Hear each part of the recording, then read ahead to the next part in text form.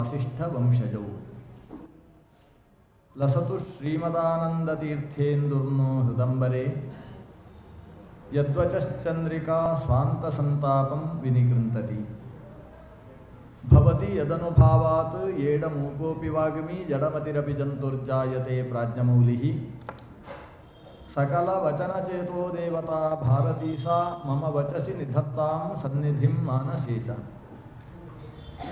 ಆಪಾದಮೂಲಿಪರ್ಯಂತಂ ಗುರುಣಾಂ ಆಕೃತಿಂ ಸ್ಮರೇತ್ ತೇನ ವಿಘ್ನಾಃ ಪ್ರಣಶ್ಯಂತಿ ಸಿದ್ಧ್ಯಂತಿ ಚ ಮನೋರಥಾಃ ಜನ್ಮಾದ್ಯಸ್ಯ ಯತೋನ್ಮಯಾದಿತರತಶ್ಚಾರ್ಥೇಷ್ವಭಿಜ್ಞಸ್ವರಾಟ್ ತೇನೇ ಬ್ರಹ್ಮ ಹೃದಯ ಆದಿಕವಯೇ ಮುಖ್ಯಂತಿ ಯಂ ಸೂರಯಃ ತೇಜೋ ವಾರಿಮುದಾಂ ಯಥಾ ವಿನಿಮಯೋ ಯತ್ರ ತ್ರಿಸರ್ಗೋ ಮೃಷಾ ಧಾಮ್ನಾ ಸ್ವೇನ ಸದಾ ನಿರಸ್ತಗುಹಕಂ ಸತ್ಯಂ ಪರಂ ಧೀಮಹಿ ಯಂ ಪ್ರವ್ರಜಂತಮನುಪೇತಮಪೇತಕೃತ್ಯಂ ದ್ವೈಪಾಯನೋ ವಿರಹಕಾತರ ಆಜುಹಾವ ಪುತ್ರೇತಿ ತನ್ಮಯತಯಾ ತರವೋಪಿ ನೇದುಃ ತಂ ಸರ್ವಭೂತಹೃದಯಂ ಮುನಿಮಾನತೋಸ್ಮಿ ನಾರಾಯಣಂ ನಮಸ್ಕೃತ್ಯ ನರಂಚೈವ ನರೋತ್ತಮಂ ದೇವೀಂ ಸರಸ್ವತೀಂ ವ್ಯಾಸಂ ತತೋ ಜಯಮುದೀರಯೇತ್. ಶ್ರೀ ಗುರುಭ್ಯೋ ನಮಃ. ಹರಿ ಓಂ.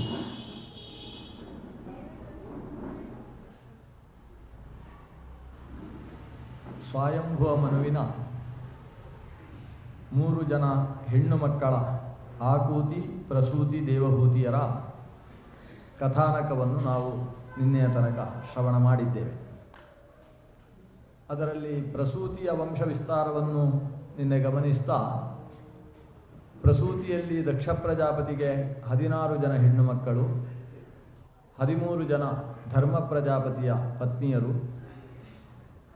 ಅದರಲ್ಲಿ ಕೊನೆಯವಳು ಮೂರ್ತಿಯಲ್ಲಿ ಭಗವಂತ ನಾರಾಯಣ ಮತ್ತು ನರ ಅನ್ನುವ ರೂಪದಿಂದ ತಾನು ಅವತರಿಸಿದ.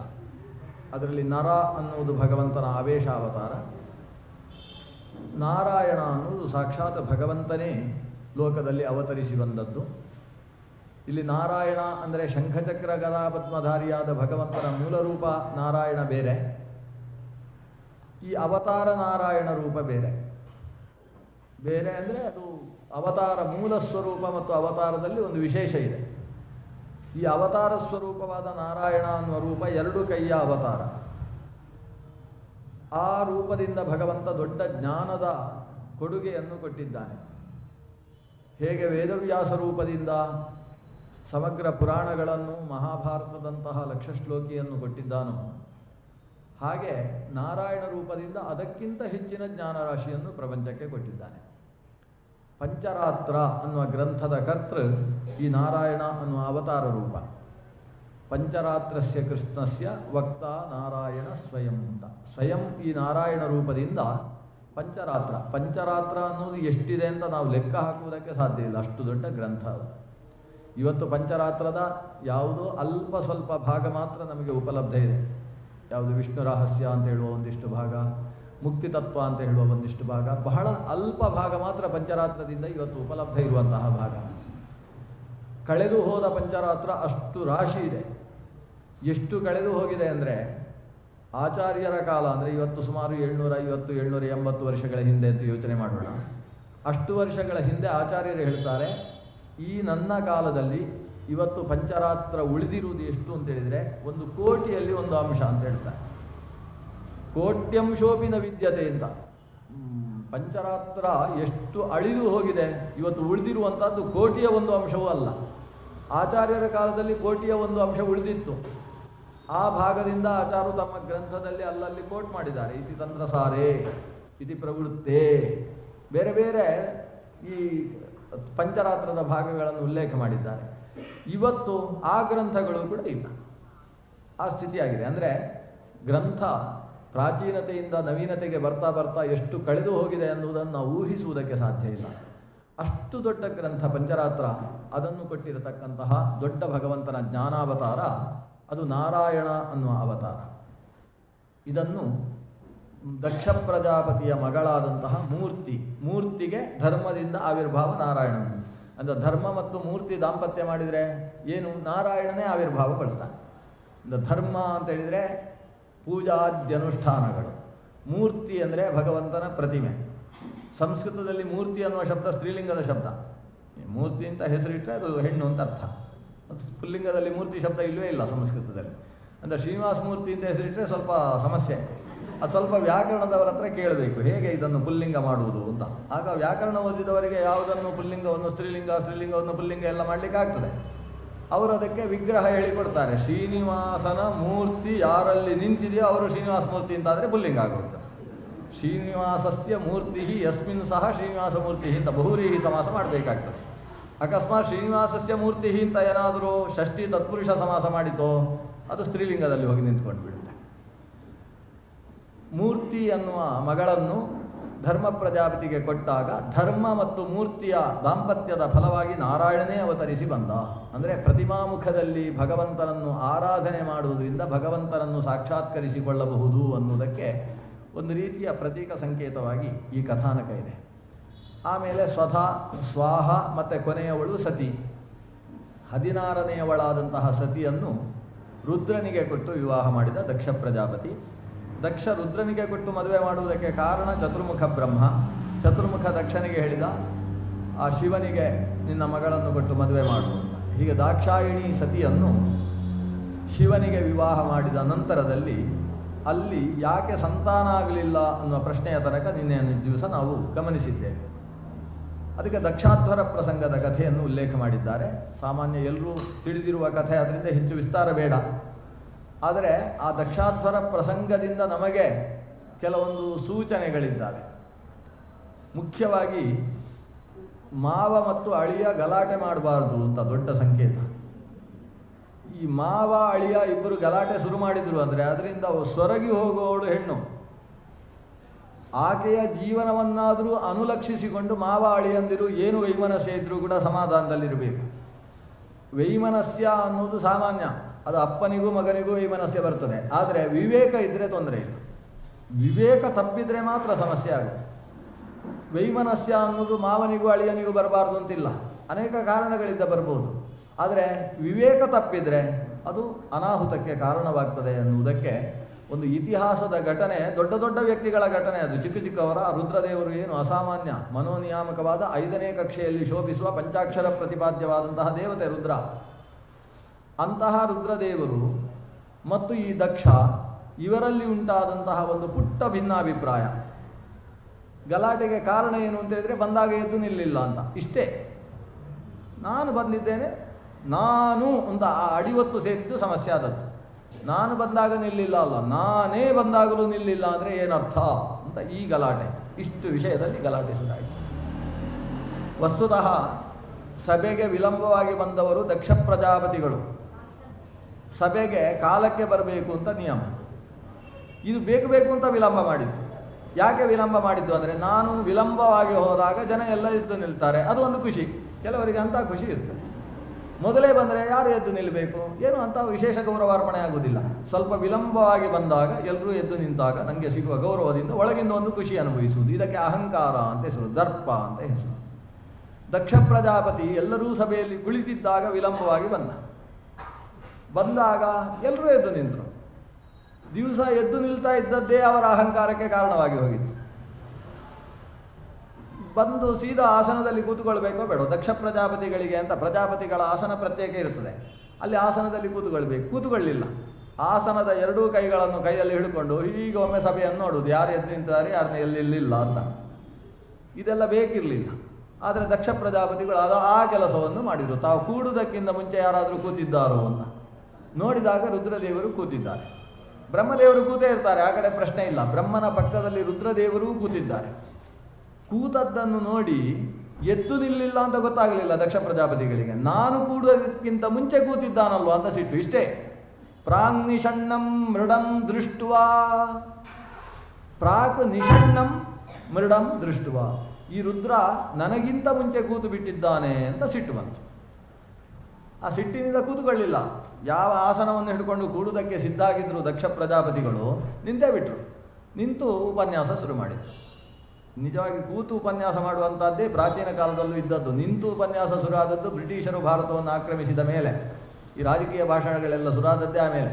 ಯಾಕಂದರೆ ಕೂತುಕೊಂಡ್ರೆ ಕೈ ಕಾಲೆಲ್ಲ ಅಲುಗಾಡಿಸಿಕೊಂಡು ಉಪನ್ಯಾಸ ಮಾಡಲಿಕ್ಕೆ ಆಗುವುದಿಲ್ಲ ಅಂತ ನಿಂತುಕೊಂಡು ಉಪನ್ಯಾಸ ಶುರುವಾದದ್ದು. ಈ ದಕ್ಷ ಪ್ರಜಾಪತಿ ನಿಂತುಕೊಂಡು ಮಾತನಾಡುವುದಕ್ಕೆ ಶುರು ಮಾಡಿದ.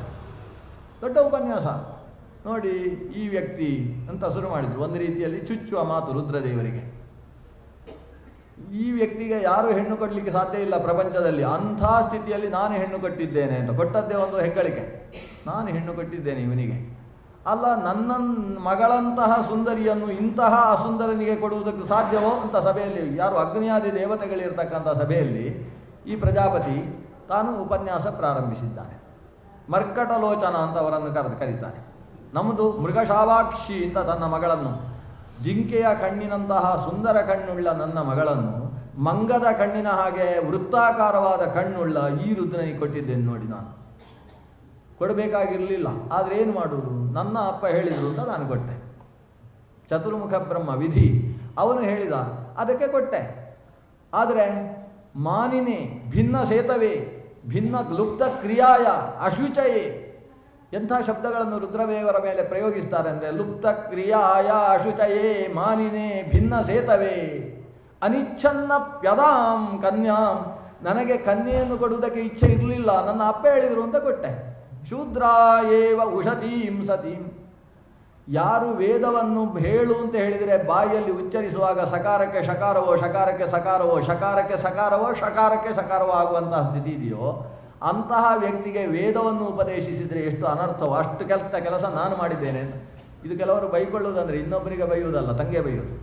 ನಿಂಗೆ ಹೆಣ್ಣು ಕೊಟ್ಟಿದ್ದೇನಲ್ಲ ನಾನು ಫಟಿಂಗ ಅಂತ ಬೈಯೋದು. ಹೀಗೆ ಇವರು ಹೇಳಿ ನಾನು ಹೋಗಿ ಇಂಥದ್ದು ಮಾಡಿದ್ದೇನೆ ಅಂತ ಬೈದುಕೊಳ್ಳುವುದಕ್ಕೆ ಪ್ರಾರಂಭಿಸಿದ್ದಾನೆ. ಜೊತೆಗೆ ಲುಪ್ತ ಕ್ರಿಯಾಯ, ಒಂದು ಸಂಧ್ಯಾವಂದನೆ ಮಾಡದೇ ಇರುವ ಮನುಷ್ಯ ಇವ. ಅಶುಚಯೇ, ಒಂದು ಶುಚಿ ಇಲ್ಲ, ಸ್ವಲ್ಪ ಶುಚಿ ಇಲ್ಲ, ಏನೇನೋ ಮೈ ಮೇಲೆ ಹಚ್ಚಿಕೊಳ್ಳುವುದು, ಹೇಗೇಗೋ ನಾಮಗಳನ್ನು ಹಾಕ್ಕೊಳ್ಳುವುದು. ಅಶುಚಿ ಏನು, ರಕ್ತ ಸುರಿಯುವಂತಹ ಚರ್ಮಗಳನ್ನು ಮೈ ಮೇಲೆ ಹಾಕ್ಕೊಂಡು ಬಿಡುವುದು, ದಾರಿಯಲ್ಲಿ ಸರ್ಪ ಸಿಕ್ಕಿದರೆ ಎತ್ತಿ ಅದನ್ನು ಕಂಠದಲ್ಲಿ ಕಂಠಾಭರಣ ಮಾಡಿಕೊಳ್ಳುವುದು. ಅಶುಚಯೇ ಮಾನಿನೇ, ಇವೆರಡೂ ಸೇರಿದ್ದಲ್ಲದೆ ಇನ್ನೊಂದು ಅಹಂಕಾರ ಬೇರೆ, ಮಹಾ ಅಹಂಕಾರ. ಅದರ ಜೊತೆಗೆ ಭಿನ್ನ ಸೇತವೇ, ಯಾವ ಶಾಸ್ತ್ರದ ಮರ್ಯಾದೆಯೂ ಇವನಿಗಿಲ್ಲ. ಹೀಗೆಲ್ಲ ಬೈದು ಶುರು ಮಾಡಿಬಿಟ್ರು ಉಪನ್ಯಾಸ, ನಮ್ಮ ಪ್ರಜಾಪತಿಗಳ ಉಪನ್ಯಾಸ. ಆದರೆ ವಿಶೇಷ ಏನಂದರೆ, ಬೈಯುವ ಶಬ್ದವು ಕೂಡ ರುದ್ರದೇವರಿಗೆ ಅಲಂಕಾರವೇ. ಕೆಲವರನ್ನು ನಾವು ಬೈದ ಶಬ್ದ ಎಲ್ಲ ಅವರಿಗೆ ಹೊಗಳಿಕೆ ಆಗಿಬಿಡುತ್ತೆ. ದೇವರನ್ನು ಯದ್ವಾ ತದ್ವಾ ತಿನ್ನುವ ಅಂತ ದೇವರಿಗೆ ಬಹುಭುಕ್ತ್ವಂ ನ ದೋಷಾಯ, ದೇವರು ಪ್ರಳಯ ಕಾಲದಲ್ಲಿ ಎಲ್ಲವನ್ನೂ ತಿಂತಾರೆ, ಎಲ್ಲವನ್ನೂ ತಿನ್ನುವ ಅಂತ ಬೈದರೆ ಅದು ಅವರಿಗೆ ಗುಣ. ಪ್ರಳಯ ಕಾಲದಲ್ಲಿ ಸರ್ವವನ್ನು ಉದರದಲ್ಲಿ ಧರಿಸುವಂತಹ ಮಹಾದೇವ ಅಂತ ಕೆನ್ನೆ ತಟ್ಟಿಕೊಳ್ಳುವ ವಿಷಯ ಅದೆಲ್ಲ. ಕೆಲವರಿಗೆ ಬೈದರೆ ದೋಷ ಇದ್ದವರಲ್ಲಿ ದೋಷವನ್ನು ಹೇಳಿದರೆ ಅದು ದೋಷವಾಗುತ್ತೆ, ಗುಣ ಇದ್ದವರಲ್ಲೇ ದೋಷವಾಚಕ ಶಬ್ದ ಹೇಳಿದರೆ ದೋಷ ಶಬ್ದಾಶ್ಚ ವಿಷ್ಣವೀ, ಅದು ದೇವರಲ್ಲಿ ಗುಣವಾಗುತ್ತೆ. ಹಾಗೆಯೇ ಲುಪ್ತಕ್ರಿಯನಲ್ಲದೇ ಇದ್ದವನಲ್ಲಿ ಲುಪ್ತಕ್ರಿಯಾ ಅಂತ ಬೈದರೆ, ಅಶುಚಿ ಅಲ್ಲದೇ ಇದ್ದವನಲ್ಲಿ ಅಶುಚಿ ಅಂತ ಬೈದರೆ, ಮಾನಿ ಅಲ್ಲದೇ ಇದ್ದವನಲ್ಲಿ ಮಾನಿ ಅಂತ ಬೈದರೆ, ಭಿನ್ನ ಸೇತು ಅಲ್ಲದೇ ಇದ್ದ ವ್ಯಕ್ತಿಯಲ್ಲಿ ಭಿನ್ನ ಸೇತು ಅಂತ ಬೈದರೆ ಅದು ಅಲ್ಲಿದ್ದ ಗುಣವನ್ನೇ ಹೇಳಬೇಕೇ ಹೊರತು ದೋಷವನ್ನೇ ಹೇಳುವುದಿಲ್ಲ. ಅದನ್ನ ರುದ್ರದೇವರು ಲುಪ್ತಕ್ರಿಯಾ, ಹೌದು ರುದ್ರದೇವರಿಗೆ ಖುಷಿ, ಹೌದು ನಾನು ಲುಪ್ತಕ್ರಿಯಾ. ಯಾಕಂದರೆ ಯಾರು ನಿರಂತರ ಭಗವಂತನಲ್ಲೇ ತನ್ನ ಮನಸ್ಸನ್ನು ಹೊಂದಿಸಿ ಬಿಟ್ಟಿರ್ತಾನೋ, ವೈಷ್ಣವಾನಾಂ ಯಥಾಶಂಭು ಅಂತ ಎತ್ತರ ಆತನದ್ದು, ಅಂತಹ ದೈವೀ ಚಿಂತನೆಯಲ್ಲೇ ತೊಡಗಿಸಿಕೊಂಡಂತಹ ವ್ಯಕ್ತಿ ತಾನು ಕಾಲದಲ್ಲಿ ಸಂಧ್ಯಾವಂದನೆ ಮಾಡದೆ ಹೋದರೆ ದೋಷ ಆಗುವುದಿಲ್ಲ. ಅವರಿಗೆ ಸ್ಥಿತಪ್ರಜ್ಞ ಅಂತ ಹೆಸರು. ಸ್ಥಿತಪ್ರಜ್ಞಸ್ಯ ಕಾ ಭಾಷಾ, ಇದಕ್ಕೆ ಕನ್ನಡದ ವ್ಯಾಖ್ಯಾನ, ಸ್ಥಿತಪ್ರಜ್ಞನಿಗೆ ಭಾಷೆ ಇಲ್ಲ ಅಂತ ವ್ಯಾಖ್ಯಾನ. ಸ್ಥಿತಪ್ರಜ್ಞನಾದಂತಹ ವ್ಯಕ್ತಿ ಅವನಿಗೆ ಕಾ ಭಾಷಾ, ಅವನು ಏನು ಮಾಡಬೇಕು ಹೇಳಿ. ಯಾಕಂದರೆ ಸಂಧ್ಯಾವಂದನೆ ಮಾಡುವುದು ದೇವರನ್ನು ಮನಸ್ಸಲ್ಲಿ ತುಂಬಿಸಿಕೊಳ್ಳುವುದಕ್ಕೆ, ಸಂಧ್ಯಾ ಕಾಲ ಬಂತು ಅನ್ನುವುದನ್ನು ಯೋಚಿಸದೇ ಇರುವಷ್ಟು ದೇವರಲ್ಲೇ ಲಿಪ್ತನಾದಂತಹ ಸ್ಥಿತಪ್ರಜ್ಞ ವ್ಯಕ್ತಿ ಅವನು ಕಾಲದಲ್ಲಿ ಸಂಧ್ಯಾವಂದನೆ ಮಾಡದೆ ಹೋದರೆ ಅವನಿಗೇನು ದೋಷ ಇದೆ? ಅದೇ ಗುಣ. ಅದರಿಂದ ಲುಪ್ತ ಕ್ರಿಯಾಯ, ಈ ಅವಧೂತ ವೇಷನಾದಂತಹ ರುದ್ರನಿಗೆ ಕ್ರಿಯಾಲೋಪ ಅನ್ನುವುದು ದೋಷ ಅಲ್ಲ, ಅದು ಹೊಗಳಿಕೆ. ಅವಧೂತ ಅಂತ ಅದರ ಅರ್ಥ. ಅಶುಚಯೇ, ಅಶುಚಿ ಅಂದರೆ ನಿಜವಾಗಿ ಅಶುಚಿಯಾದವನಿಗೆ ಅಶುಚಿ ಅನ್ನೋದು ಬೈಯುವ ಶಬ್ದ, ಆದರೆ ರುದ್ರದೇವರಿಗೆ ಅದು ಬೈಯುವ ಶಬ್ದ ಆಗುವುದಿಲ್ಲ. ಯಾಕಂದರೆ ಆ ಅನ್ನೋದು ಪರಮಾತ್ಮನ ಸುಂದರವಾದ ಹೆಸರು. ಅಶುಚಿ ಅಂದರೆ ಪರಮಾತ್ಮನ ಪಾದೋದಕವನ್ನು ಶಿರಸ್ಸಿನಲ್ಲಿ ಧರಿಸಿದಂತಹ ಪರಮ ಪಾವನ ಗಂಗಾಧರ, ಅವನ ನಾಮವನ್ನು ಉಚ್ಚರಿಸಿದರೆ ನಮ್ಮ ಅಶುಚಿತ್ವ ಹೋಗುತ್ತೆ. ಶಿವಶಿವೇತ್ಯದೋ ಜಲ್ಪತಾಂ ಅಕಿಂಚನನ ಕಿಂಚನವ್ರಜಿನಮಸ್ತಿ ಅಭಸ್ಮೀಭವತ್, ನಮ್ಮ ಪಾಪಗಳನ್ನು ಭಸ್ಮ ಮಾಡುವ ನಾಮೋಚ್ಚಾರಣೆಗೆ ವಿಷಯವಾದ ನಾಮಧಾರಿಯವ. ಆದ್ದರಿಂದ ಶಿವ ಅಶುಚಿ ಅಂದರೆ ಭಗವಂತನ ಸಂಕೀರ್ತನೆ, ಭಗವಂತನ ನಾಮಸ್ಮರಣೆಯಿಂದ ನಿರಂತರವೂ ಶುಚಿಯಾದ ವ್ಯಕ್ತಿ ಅಂತ ಅರ್ಥ ಆಗ್ತದೆ. ಆ ಅಂದರೆ ಪರಮಾತ್ಮ, ಪರಮಾತ್ಮನಿಂದಾಗಿ ಶುಚಿ. ಮಾನಿ ಅಂದರೆ ಅಹಂಕಾರ ಇದ್ದವರಿಗೆ ಬೈಯುವ ಶಬ್ದ. ಅಹಂಕಾರಾಭಿಮಾನಿಯಾದ ರುದ್ರದೇವರಿಗೆ ಮಾನಿ ಅನ್ನೋದು ಹೊಗಳುವ ಶಬ್ದ. ಮಾನಿ ಅಂದರೆ ಅಹಂಕಾರಕ್ಕೆ ಅಭಿಮಾನಿಯೇ ಅಂತ ಅರ್ಥ. ಮಾನ ಅಂದರೆ ಅಹಂಕಾರ ತತ್ವ, ಅದಕ್ಕೆ ಅಭಿಮಾನಿಯಾದವ ಮಾನಿ ಆಗ್ತಾನೆ. ಅಥವಾ ಮಾನ ಅಂದರೆ ಜ್ಞಾನ, ಜ್ಞಾನ ಉಳ್ಳವ ಮಾನಿ ಆಗ್ತಾನೆ. ಮಾನಿ ಅಂದರೆ ಅನುಮಾನಿ ಅಭಿಮಾನಿ ಆಗಬೇಕು ಅಂತಿಲ್ಲ. ಮಾನಿ ಅಂದರೆ ಪ್ರಜ್ಞಾನಿ ಆಗ್ಬೋದು, ಪ್ರಮಾಣಿ ಆಗ್ಬೋದು. ಅಂದರೆ ಪ್ರಮಾಣಯುಕ್ತನಾದವ, ಜ್ಞಾನಯುಕ್ತನಾದವ ಅಂತ ಅರ್ಥ. ಭಿನ್ನ ಸೇತು ಅಂದರೆ ಯಾರು ಸೇತುವನ್ನೇ ನಿರ್ಮಾಣ ಮಾಡುವವನು ಅವನು ಭಿನ್ನ ಸೇತು. ಸೇತು ಅಂದರೆ ಹೀಗಿರತಕ್ಕದ್ದು ಅನ್ನುವ ನಿಯಮಾವಳಿಗಳಿಗೆ ಸೇತು ಅಂತ ಹೆಸರು. ಭಿನ್ನ ಸೇತು ಅಂದರೆ ನಿಯಮವನ್ನು ಮೀರುವುದು. ಬಟ್ಟೆ ಧರಿಸಿಕೊಂಡೇ ಹೊರಗೆ ಹೋಗಬೇಕು, ಇದೊಂದು ಸೇತು. ರುದ್ರದೇವರಿಗೆ ಅದೆಲ್ಲ ಇಲ್ಲ, ಇಲ್ಲದೆ ಹೋದರೂ ನಡೆಯುತ್ತೆ. ತಸ್ಮೈ ನಕಾರಾಯ ದಿಗಂಬರಾಯ ಅಂತ. ಅದು ಸೇತುವಿನ ನಿಯಮಗಳಿಲ್ಲ. ತಲೆ ಕೂದಲು ಇತ್ತು ಅಂತಾದರೆ ಅದಕ್ಕೆ ಸ್ವಲ್ಪ ಎಣ್ಣೆ ಹಾಕಬೇಕು ಅಂತ ಒಂದು ನಿಯಮ. ಇಲ್ಲೇ ಹೋದರೆ ಜಟೆ ಕಟ್ಟಿ ಎಡವಟ್ಟಾಗಿ ರಗಳೆ ಆಗ್ತದೆ. ಪಕ್ಕದಲ್ಲಿರುವವರಿಗೂ ವಾಸನೆ ಬರ್ತದೆ. ಅದರಿಂದ ತಲೆ ಕೂದಲನ್ನು ಸರಿಯಾಗಿ ಇಟ್ಟುಕೊಳ್ಬೇಕು. ಇಟ್ಟುಕೊಂಡ್ರೆ ಇಲ್ಲಿ ಹೋದರೆ ಬೋಳಿಸಿಕೊಳ್ಬೇಕು. ಎರಡರಲ್ಲಿ ಒಂದು ಕ್ರಮ. ರುದ್ರದೇವರಿಗೆ ಅದೆಲ್ಲ ಇಲ್ಲ. ವ್ಯೋಮಕೇಶ ಅಂತಲೇ ಹೆಸರು ಅವರಿಗೆ. ಎಲ್ಲ ತಲೆ ಕೂದಲು ಬಿಡಿಸಿ ಹಾಕ್ಕೊಂಡಿರುವುದೇ ಅವರ ಸ್ವಭಾವ. ಸೇತುವನ್ನು ಮೀರುವುದು ಅನ್ನುವುದೇ ರುದ್ರದೇವರ ಸ್ವಭಾವ. ಅವರಿಗೆ ಅಲಂಕಾರ ಮಾಡಿಕೊಳ್ಳುವ ಕ್ರಮ ಇಲ್ಲ. ಇದ್ದದ್ದು ಏನು ಸಿಕ್ಕಿತು ಅದರಲ್ಲಿ ಅಲಂಕಾರ. ಚೂಡಾಮಣೀಕೃತ ವಿದುಹು ವಲಯೀಕೃತ ವಾಸುಕಿ ಭವೋ ಭವತು ಭವ್ಯಾಯ ಲೀಲಾತಾಂಡವ ಪಂಡಿತ ಅಂತ ವಿಶ್ವನಾಥ ತರ್ಕಪಂಚಾನನ ಒಂದು ರುದ್ರನನ್ನು ಸ್ತೋತ್ರ ಮಾಡ್ತಾನೆ. ಅವನ ಅಲಂಕಾರ ತಾಂಡವ ಕುಣಿಬೇಕು, ತಾಂಡವ ನೃತ್ಯ ಮಾಡುವಾಗ ಅಲಂಕಾರ ಮಾಡಿಕೊಳ್ಬೇಕು ಅಂತ ಕ್ರಮ. ಅಲಂಕಾರ ಮಾಡಿಕೊಳ್ಬೇಕಾದ್ರೆ ಮೈಗೆಲ್ಲ ಬಣ್ಣ ಹಚ್ಚಿಕೊಳ್ಬೇಕು. ಯಾವುದು ಬಣ್ಣ? ಬೂದಿ ಹಚ್ಚಿಕೊಂಡದ್ದು ಒಂದು ಬಣ್ಣ ಆಯಿತು. ಆಮೇಲೆ ತಲೆಗೆ ಏನಾದರೂ ಮುಡಿದುಕೊಳ್ಬೇಕು. ಆಕಾಶದಲ್ಲಿ ಚಂದ್ರ ಇದ್ದ, ಎತ್ತಿ ಸಿಕ್ಕಿಸಿಕೊಂಡ, ಮುಗೀತು. ಚೂಡಾಮಣೀಕೃತ ವಿಧು ವಲಯೀಕೃತ ವಾಸುಕಿ, ಸ್ವಲ್ಪ ಬಳೆ ಗಿಳೆ ಕಡಗ ಹಾಕ್ಕೊಳ್ಬೇಕು. ಏನು ವಾಸುಕಿಯನ್ನು ಹಿಡ್ಕೊಂಡ ಸುತ್ತುಕೊಂಡ ಸರ್ಪಗಳು, ಸರ್ಪವೇ ವಲಯ. ಹೀಗೆ ಅಲಂಕಾರ ಅಂದರೆ ಪ್ರಕೃತಿಯಲ್ಲೇ ಅಲಂಕಾರ. ಬಟ್ಟೆ ಅಂತ ಏನೋ ಹತ್ತಿ ತೆಗೆದು ನೂಲು ತೆಗೆದು ಬಟ್ಟೆ ಬೇಡ, ಪ್ರಾಣಿ ಸಿಕ್ಕಿದು ಎಳೀತು ಚರ್ಮ ಸಾಕಷ್ಟು, ಚರ್ಮಾಂಬರ ಅಂತ. ಪ್ರಕೃತಿಯನ್ನೇ ಅಲಂಕಾರವಾಗಿ ಸ್ವೀಕರಿಸುವವ, ಪ್ರಕೃತಿಯ ದೇವತೆ. ಆದ್ದರಿಂದ ಭಿನ್ನ ಸೇತುತ್ವ ಅನ್ನೋದು ರುದ್ರನಿಗೆ ಬೈಯುವ ಶಬ್ದ ಆಗುವುದಿಲ್ಲ. ಆದರೆ ಮನಸ್ಸಿನಲ್ಲಿ ಬೈಯುವ ಉದ್ದೇಶ ಇದ್ದರೆ ಹೊಗಳುವ ಶಬ್ದವೂ ಕೂಡ ಬೈಯುವ ಶಬ್ದ ಆಗ್ತದೆ. ಮಂಗಳೂರಲ್ಲೆಲ್ಲ ಮಂಗ ಅಂತ ಬೈದರೆ ಸಿಕ್ಕಾಪಟ್ಟೆ ಸಿಟ್ಟು. ಮಂಗ ಅಂತ ಬೈದರೆ ಅದು ದೊಡ್ಡ ಸಿಟ್ಟು. ಅಲ್ಲ, ಮಂಗ ಅಂದರೆ ಹುಚ್ಚುರಾಯ ಅಂತ ಹೇಳಿದರೆ ಯಾರಿಗೂ ಸಿಟ್ಟು ಬರೋಲ್ಲ. ಇಲ್ಲಿ ಹುಚ್ಚುರಾಯರೆಲ್ಲ ನಮ್ಮಲ್ಲೇ ಇರ್ತಾರೆ. ಯಾಕೆ ಸಿಟ್ಟು ಬರೋಲ್ಲ ಅಂದರೆ ಮನಸ್ಸಿನಲ್ಲಿ ಹುಚ್ಚುರಾಯ ಅಂದರೆ ಪ್ರಾಣದೇವರಪ್ಪ ಅಂತ ಇಟ್ಟುಕೊಂಡ್ರೆ ಹೆದರಿಕೆ, ಯಾರಿಗೂ ಸಿಟ್ಟು ಇಲ್ಲ. ಇಲ್ಲ, ಹುಚ್ಚುರಾಯ ಅಂದರೆ ಯಾವುದೋ ಮಂಗ ಅಂತ ಹೇಳಿದರೆ ಸಿಕ್ಕಾಪಟ್ಟೆ ಸಿಟ್ಟು. ಅದರಿಂದ ಬೈಯುವವನ ಭಾವ ಏನಿದೆ ಅನ್ನೋದರ ಮೇಲೆ ಸಿಟ್ಟೇ ಹೊರತು ಬೈಯುವಿಕೆಯ ಶಬ್ದದ ಮೇಲೆ ಸಿಟ್ಟು ಅಲ್ಲ. ಇಲ್ಲಿ ದಕ್ಷ ಪ್ರಜಾಪತಿ ರುದ್ರನ ಮೇಲಿನ ಸಿಟ್ಟಿನಿಂದ ಇಂತಹ ಮಾತುಗಳನ್ನು ಆಡಿದ. ಯಾವುದೋ ಕೆಟ್ಟ ಆವೇಶದಿಂದ ಆಡಿದಂತಹ ಮಾತುಗಳು. ರುದ್ರ ಸುಮ್ಮನಿದ್ದಾನೆ. ಅಷ್ಟೇ ಅಲ್ಲ, ಇವನು ಬೈತಾ ಇರುವುದನ್ನು ನೋಡಿ ರುದ್ರದೇವರಿಗೆ ಅನುಸಂಧಾನ ವಿಶೇಷ ಆಗ್ತಾ ಇದೆ. ಭಗವಂತ ಯಾರಲ್ಲಿ ಎಂತೆಂಥ ಕೆಲಸ ಮಾಡಿಸ್ತಾನೆ ಅಂತ. ಅದರಿಂದಾಗಿ ರುದ್ರದೇವರು ಮೆಲ್ಲ ನಕ್ಕರು. ನಕ್ಕದ್ದು ಯಾಕೆ ಅಂದರೆ ಅವರು ಒಳಗಿಂದ ದೇವರ ಅನುಸಂಧಾನದಿಂದ ಆಗುವ ಅದು ಒಳಗಿನ ಆನಂದ, ಆತ್ಮಾನಂದ ಅಂತ ಹೆಸರು. ರುದ್ರದೇವರ ಇಷ್ಟು ಬೈತಾರೆ, ಸಭೆ ನೋಡಿ ಬೈತಾರೆ ನಮ್ಮ ದಕ್ಷ ಪ್ರಜಾಪತಿಗಳು. ಮೆಲ್ಲ ರುದ್ರನ ಮುಖ ನೋಡ್ತಾರೆ. ರುದ್ರ ನಗ್ತಾ ಇದ್ದಾನೆ. ಯದ್ವಾ ತದ್ವಾ ಸಿಟ್ಟು ಬಂತು. ಯಾವುದು ಬೈಯುವಾಗ ಬೈಸಿಕೊಂಡವ ನಗುವುದಕ್ಕೆ ಹೋಗಬಾರ್ದು. ಸುಮ್ಮನೆ ಒಂದು ಸ್ವಲ್ಪ ಸಿಟ್ಟು ಮಾಡಿಕೊಂಡ ಹಾಗೆ ಅಥವಾ ಕಣ್ಣಲ್ಲಿ ನೀರು ಬಂದ ಹಾಗೆ ನಾಟಕ ಆದರೂ ಮಾಡಬೇಕು. ಕೊನೆ ಪಕ್ಷ ಬೈತಾ ಇದ್ದಾನೆ ಇವ ನಗ್ತಾ ಇದ್ದಾನೆ ಅಂತ ಆದರೆ ಅದು ಬೆಂಕಿಗೆ ತುಪ್ಪ ಸುರಿದ ಹಾಗೆ. ನಾನು ಇಷ್ಟು ಬೈತಾ ಇದ್ರು ಇವ ನಗ್ತಾ ಇದ್ದಾನೆ ಅಂತ ಸಿಟ್ಟು ಏರುವುದಕ್ಕೆ ಪ್ರಾರಂಭವಾಗ್ತದೆ. ಈ ದಕ್ಷನಿಗೆ ಅದೇ ಆಯಿತು. ಯದ್ವಾ ತದ್ವಾ ಸಿಟ್ಟು ಅದನ್ನು ನಿಲ್ಲಿಸಿಕೊಳ್ಳಿಕ್ಕೆ ಆಗದೆ ಕೊನೆಗೆ ಶಾಪದ ರೂಪದಲ್ಲಿ ಅದು ಹೊರಗೆ ಬಂತು. ಅಲ್ಲಿಂದ ಇಲ್ಲಿಗೆ ಶಾಪ. ಆದರೆ ಯಾವಾಗ ಶಿವನಿಗೆ ದಕ್ಷನಿಂದ ಶಾಪ ಆಯಿತು ಆವಾಗ ಶಿವನ ಅಭಿಮಾನಿ ಸಂಘ ಎಲ್ಲ ಎದ್ದು ನಿಂತಿತು. ಅದರಲ್ಲಿ ನಂದೀಶ್ವರನೇ ಪ್ರಮುಖ. ಎದ್ದು ನಿಂತು ಒಂದು ಗಲಾಟೆಯೋ ಗಲಾಟೆ, ಕೈ ಆಯಿತು. ಕೈ ಆಮೇಲೆ ಬೈ ಆಯಿತು. ಕೊನೆಗೆ ಬಾಯಿಯಲ್ಲಿ ಜೋರಾಯಿತು. ಬಾಯಿಯಲ್ಲಿ ಜೋರಾಗಿ ನೀನು ಇವನಿಗೆ ಶಾಪ ಕೊಡುವುದಾದರೆ ನಿನಗೆ ಶಾಪ ಅಂತ. ಅದು ಕೊನೆಗೆ ಅವರವರಿಗೆ ಶಾಪ ಆಗಲಿಲ್ಲ. ಈ ಕಡೆಯಿಂದ ಶಿವಭಕ್ತರಿಗೆ ಶಾಪ, ಶಿವಭಕ್ತರಿಂದ ವಿಷ್ಣು ಭಕ್ತರಿಗೆ ಶಾಪ, ದಕ್ಷಿಣಾನುಯಾಯಿಗಳಿಗೆ ಶಾಪ, ಏನೇನೋ ಶಾಪಗಳು ಎಲ್ಲಿಂದ ಎಲ್ಲಿಗೋ ಕೋಮು ಗಲಭೆ ಆಗೋಯ್ತದು.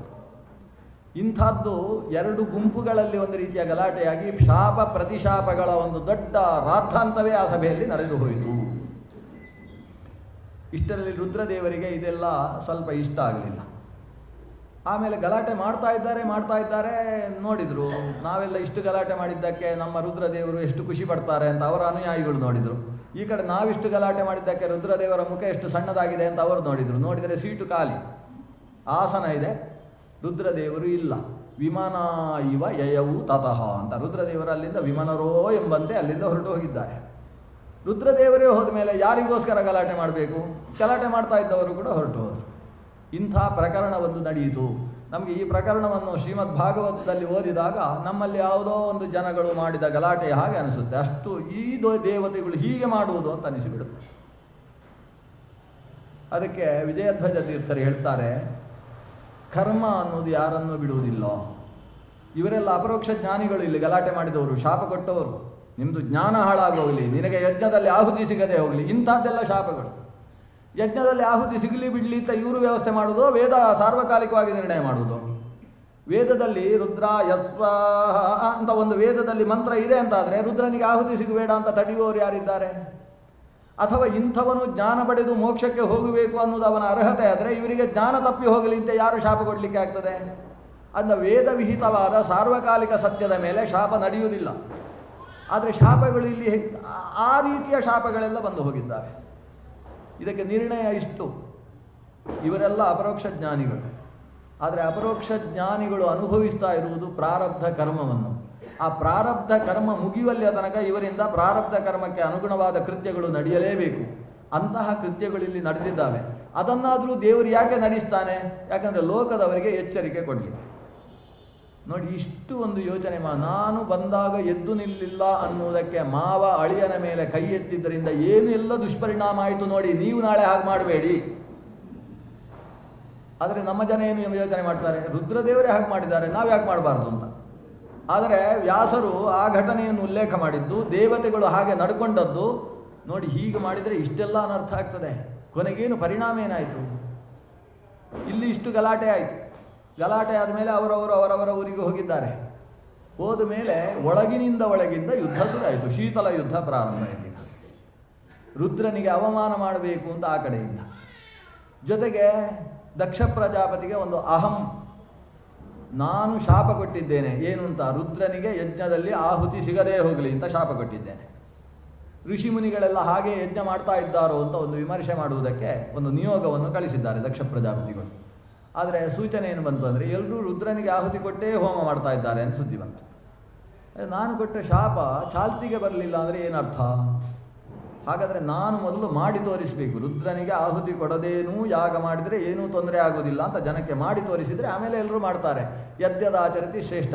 ಆದ್ದರಿಂದ ಮೊದಲು ನಾನು ಯಾಗ ಅಂತದ್ದು ಮಾಡಬೇಕು. ಇದಕ್ಕೆ ಸರಿಯಾಗಿ ದಕ್ಷ ಪ್ರಜಾಪತಿಗೆ ಪ್ರಜಾಪತಿಪತಿ ಅಂತ ಒಂದು ವಿಶೇಷ ಸ್ಥಾನಮಾನ ಮೇಲೆ ಸಿಕ್ಕಿದೆ.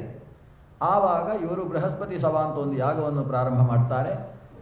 ಆ ಯಾಗದಲ್ಲಿ ರುದ್ರನಿಗೆ ಆಹುತಿ ಕೊಡಲಿಕ್ಕಿಲ್ಲ ಅಂತ ನಿರ್ಧರಿಸಿ ನಡೆಸಿದಂತಹ ಯಾಗ.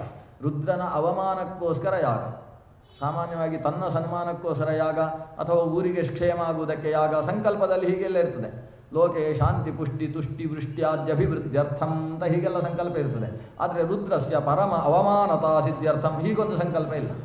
ಇದು ಅದೇ ಮನಸ್ಸಂಕಲ್ಪವನ್ನು ಇಟ್ಟುಕೊಂಡು ಮಾಡಲ್ಪಟ್ಟ ಯಾಗ. ರುದ್ರನಿಗೆ ಅವಮಾನ ಮಾಡುವುದಕ್ಕೋಸ್ಕರವೇ ಯಾಗ ಪ್ರಾರಂಭ ಆಯಿತು. ನಿಜವಾಗಿ ಅವರಿಗೆ ಸರಿಯಾದ ಪುರೋಹಿತರು ಸಿಗಲಿಲ್ಲ. ಯಾಕಂದರೆ ಪುರೋಹಿತರು ಹಾಗೆ ಯಾಗ ಇಲ್ಲ, ಶಾಸ್ತ್ರ ಹೇಗೆ ಹೇಳಿದೆ ಹಾಗೇ ಯಾಗ ಮಾಡಬೇಕೇ ಹೊರತು ನಮ್ಮ ಇಚ್ಛೆಗೆ ಅನುಗುಣವಾಗಿ ಯಾಗ. ಈಗೆಲ್ಲ ಯಾಗಗಳು ನಡೀತವೆ. ಬೆಳಗ್ಗೆ 5ಕ್ಕೆ ಶುರುವಾಗಬೇಕು, 7ಕ್ಕೆ ನಮಗೆ ಆಫೀಸಿಗೆ ಹೋಗಬೇಕು, ಪವಮಾನ ಹೋಮವೇ ಆಗಬೇಕು, ಇಷ್ಟೆಲ್ಲ ಇರ್ತದೆ. ಪುರೋಹಿತರು ನೀವು ಇಲ್ಲ ತೊಂದರೆ ಇಲ್ಲ, ಅಷ್ಟಾಗದೆ ಹೋದರೆ ಇಷ್ಟು ತಗೊಳ್ಳಿ, ಅಂತೂ ಅಷ್ಟಕ್ಕೆ ಮುಗಿಬೇಕು ಅಂತ. ಈ ರೀತಿಯ ಯಾಗಗಳು ಪುರೋಹಿತರು ಹೇಳಿದ ಹಾಗೆ ಯಾಗ ನಡಿಬೇಕೇ ಹೊರತು ಯಜಮಾನ ಹೇಳಿದ ಹಾಗೆ ಯಾಗ ನಡೆಯುವುದಲ್ಲ. ಯಜಮಾನನಿಗೆ ಯಾಗದ ಪದ್ಧತಿಯ ಮೂಲ ಗೊತ್ತಿಲ್ಲದೆ ಹೋದಾಗ ಅವ ಹೀಗೇ ನಡಿಬೇಕು ಅಂತ ಆದೇಶಿಸಿ ಪುರೋಹಿತರು ಅಕಸ್ಮಾತ್ ಒಪ್ಪಿ ಅದನ್ನು ನಡೆಸಿದರೆ ಯಜಮಾನನ ತಲೆ ಹೋಗ್ತದೆ, ಪುರೋಹಿತರದ್ದಲ್ಲ. ಅದಕ್ಕೆ ದಕ್ಷನೇ ಮುಖ್ಯ ದೃಷ್ಟಾಂತ. ದಕ್ಷ ಕೊನೆಗೂ ಪುರೋಹಿತರನ್ನು ಹಿಡ್ಕೊಂಡ. ಭೃಗು ಮಹರ್ಷಿಗಳು ಒಪ್ಪಿದರು. ಋಷಿಗಳಲ್ಲಿ ಎತ್ತರದ ವ್ಯಕ್ತಿ ಭೃಗು, ಸಾಮಾನ್ಯ ಅಲ್ಲ, ದೊಡ್ಡ ಮಹರ್ಷಿ ಭೃಗು ಮಹರ್ಷಿ. ಅವರು ಒಪ್ಪಿದರು, ಆಗ್ಬೋದು, ನೀನು ಹೇಳಿದ ಹಾಗೆ ಯಾಗ ಮಾಡೋಣ, ಯಾಕಂದರೆ ನೀನು ಸಾಮಾನ್ಯ ಅಲ್ಲ, ನೀನು ಅಸಾಮಾನ್ಯ, ನಿನ್ನ ಬಲ ನನಗಿದೆ ಅಂತಾದರೆ ನೀನು ಹೇಳಿದ ಹಾಗೆ ಯಾಗ. ರುದ್ರನಿಗೆ ಆಹುತಿ ಇಲ್ಲದೆ ಇರುವ ಯಾಗಕ್ಕೆ ಭೃಗು ಮಹರ್ಷಿಗಳು ಪುರೋಹಿತರಾಗಿ ನಿಂತರು. ಅವರ ಶಿಷ್ಯರೆಲ್ಲ ಸಮುದಾಯದ ಬಂದರು. ಅವರ ಸಮುದಾಯ ಪುಣ್ಯಕ್ಕೆ ಶುಕ್ರಾಚಾರ್ಯ ಒಬ್ಬರು ಇರಲಿಲ್ಲ. ಭೃಗುವಂಶದಲ್ಲಿ 4ನೇ ತಲೆಯಲ್ಲಿ ಶುಕ್ರಾಚಾರ್ಯರು ಭಾರ್ಗವ ಶುಕ್ರರಾಗಿ ಆವಿರ್ಭವಿಸಿದವರು. ಅವರು ಇರಲಿಲ್ಲ. ಭೃಗು ಮಹರ್ಷಿಗಳೇ ಯಾಗದಲ್ಲಿ ಪ್ರಧಾನ ಪೌರೋಹಿತ್ಯವನ್ನು ವಹಿಸಿದರು. ಯಾಗ ಪ್ರಾರಂಭ ಆಯಿತು. ಯಾಗಕ್ಕೆ ಎಲ್ಲ ಕಡೆಯಿಂದಲೂ ಆಹ್ವಾನ ಇದೆ. ಕೈಲಾಸ ಒಂದನ್ನು ಬಿಟ್ಟು ಉಳಿದ ಎಲ್ಲ ಕಡೆಗೂ ಆಹ್ವಾನ ಹೋಗಿದೆ. ಆದರೆ ಸತೀದೇವಿಗೂ ಕೂಡ ಹೀಗಂತೆ ಅಂತ ಸುದ್ದಿ ಸಿಕ್ಕಿತು. ಅಪ್ಪನ ಮನೆಯ ಕಾರ್ಯಕ್ರಮ ಅಂತ ಆದಮೇಲೆ ಆಹ್ವಾನದ ಅವಶ್ಯಕತೆ ಏನು ಅನ್ನುವ ಜಿಜ್ಞಾಸೆ ಬೇರೆ ಹುಟ್ಟಿತು. ಹೊರಟಿತು, ನಾನು ಹೊರಡ್ತೇನೆ ಅಂತ. ಆದರೆ ನನ್ನ ಅಕ್ಕಂದಿರನ್ನು ಮದುವೆ ಆದ ಮೇಲೆ ನಾನು ನೋಡಲಿಲ್ಲ. 15 ಜನ ಅಕ್ಕಂದಿರು ತಮ್ಮ ಪತಿಯರ ಜೊತೆಗೆ ಆಗಮಿಸ್ತಾ ಇದ್ದಾರೆ ಯಾಗದಲ್ಲಿ. ನಾನು ಒಬ್ಬಳು ಹೋಗದೆ ಹೋದರೆ ಅವರಿಗೆಲ್ಲ ಬೇಸರ ಆಗ್ತದೆ. ಅದರಿಂದ ನಾನೂ ಸಪತಿ ಪತಿ ಸಮೇತನಾಗಿ ಸಭರ್ತೃಗಳಾಗಿ ನಾನು ಹೋಗಬೇಕು ಅಂತ ಆಲೋಚನೆ ಮಾಡಿದ್ದೆ. ಇದು ಈ ವಾಗಭಿಮಾನಿನಿಯ ಒಂದು ನಾಟಕ. ಈ ಸತೀದೇವಿ ಪತಿ ಹತ್ರ ಬಂದು ನಾವು ಹೋಗಬೇಕಲ್ವಾ ಅಂತ ಬಹಳ ಉತ್ತಮವಾದ ಒಂದು ಪೀಠಿಕೆಯನ್ನು ಹಾಕಿ, ಯೋಗ್ಯ ಸತಿ ಯಾವ ಸ್ವರೂಪದಲ್ಲಿ ತವರು ಮನೆಗೆ ಪತಿಯನ್ನು ಕರೆದುಕೊಂಡು ಹೋಗುವುದಕ್ಕೆ ಪೀಠಿಕೆ ಹಾಕಬೇಕೋ ಆ ಕ್ರಮದ ಪೀಠಿಕೆಯ ಮಾತುಗಳ ಜೊತೆಗೆ ಮನವೊಲಿಸುವ ಪ್ರವೃತ್ತಿ ಆಕೆಯಲ್ಲಿ ಕಾಣಿಸ್ತದೆ. ಬಹಳ ಸುಂದರವಾಗಿ ಒಂದು ಉತ್ತಮ ಕಾವ್ಯ ಇದು. ಈ ಭಾಗ ಭಾಗವತದಲ್ಲಿ ಅತ್ಯುತ್ತಮವಾದ ಕಾವ್ಯ. ಆಕೆ ಹೇಳ್ತಾಳೆ, ರುದ್ರ ಎಲ್ಲ ಕೇಳ್ತಾನೆ. ಮೊದಲನೇದು ಆಕೆ ಹೇಳುವುದು ಇಷ್ಟು, ಈ ತವರು ಮನೆಯ ಬಗ್ಗೆ ಆಕೆ ಮಾತಾಡುವುದೇ ಮೊದಲನೇ ಬಾರಿ ಅಂತ ಅನಿಸುತ್ತೆ ರುದ್ರನ ಮುಂದೆ. ರುದ್ರನು ಕೂಡ ಸಾವಧಾನವಾಗಿ ಪೂರ್ತಿ ಕೇಳ್ತಾನೆ. ಆಕೆಯೇ ಪ್ರಶ್ನೆ ಮಾಡಿಕೊಳ್ತಾರೆ. ನೀವು ಅಂದುಕೊಳ್ಬೋದು ನಮಗೆ ಆಹ್ವಾನ ಬರಲಿಲ್ಲ, ಹೇಗೆ ಹೋಗುವುದು ಅಂತ ನೀವು ಅಂದುಕೊಳ್ಬೋದು. ಆದರೆ ಆಹ್ವಾನ ಇಲ್ಲದೆ ಹೋದರೂ ಹೋಗ್ಬೋದಲ್ವಾ? ಅನಾಹುತ ಅಪ್ಯಭಿಯಾಂತಿ ಸೌಹೃದಾತ್ ಭರ್ತೃಗುರೋಹ ದೇಹಕೃತಶ್ಚಕೇತನಂ. ಕೆಲವು ಮನೆಗಳಿಗೆ ಆಹ್ವಾನ ಇಲ್ಲದೆ ಹೋಗ್ಬೋದು, ಅದರಲ್ಲಿ ತವರು ಮನೆಯೂ ಕೂಡ ಒಂದಲ್ವಾ. ಹಾಗಾಗಿ ನಾವು ಹೋಗೋಣ. ಬಹುಶಃ ಆಹ್ವಾನ ಕಳಿಸಿರ್ತಾರೆ ನಮ್ಮ ಅಪ್ಪ, ಕಳಿಸದೇ ಇರುವುದಕ್ಕೆ ಸಾಧ್ಯ ಇಲ್ಲ, ಏನೋ ಎಡವಟ್ಟಾಗಿ ಸಿಗಲಿಲ್ಲ, ಪೋಸ್ಟ್ಗಳನ್ನೆಲ್ಲ ನಂಬಲಿಕ್ಕೆ ಆಗುವುದಿಲ್ಲ ಅಂತ ಈ ಅಭಿಪ್ರಾಯಗಳನ್ನೆಲ್ಲ ಮುಂದಿಟ್ಟು ಆಕೆ ಮಾತಾಡಿದ್ದಾರೆ. ರುದ್ರದೇವರು ಅವಳ ಪ್ರತಿಯೊಂದು ತರ್ಕವನ್ನು ಕೂಡ ಕ್ರಮಬದ್ಧವಾಗಿ ಉತ್ತರಿಸಿಕೊಂಡು ಸಾಕ್ತಾರೆ. ಅಕಸ್ಮಾತ್ ಸಾವಕಾಶವಾಗಿ ಸಾಮಾನ್ಯ ಹೆಣ್ಣು ಮಗಳು ಕೂತರೂ ಕೂಡ ಅರ್ಥ ಆಗುವ ಹಾಗೆ ರುದ್ರದೇವರು ಬಿಡಿಸಿ ಬಿಡಿಸಿ ಹೇಳ್ತಾರೆ.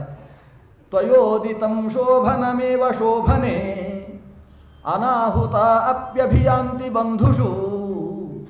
ನೀನು ಹೇಳಿದ್ದು ಸರಿಯಾಗಿಯೇ ಇದೆ. ಆಹ್ವಾನ ಇಲ್ಲದೆ ಹೋದರೂ ಅಂಥ ಬಂಧುಗಳ ಮನೆಗೆ ನಾವು ಹೋಗಬಹುದು.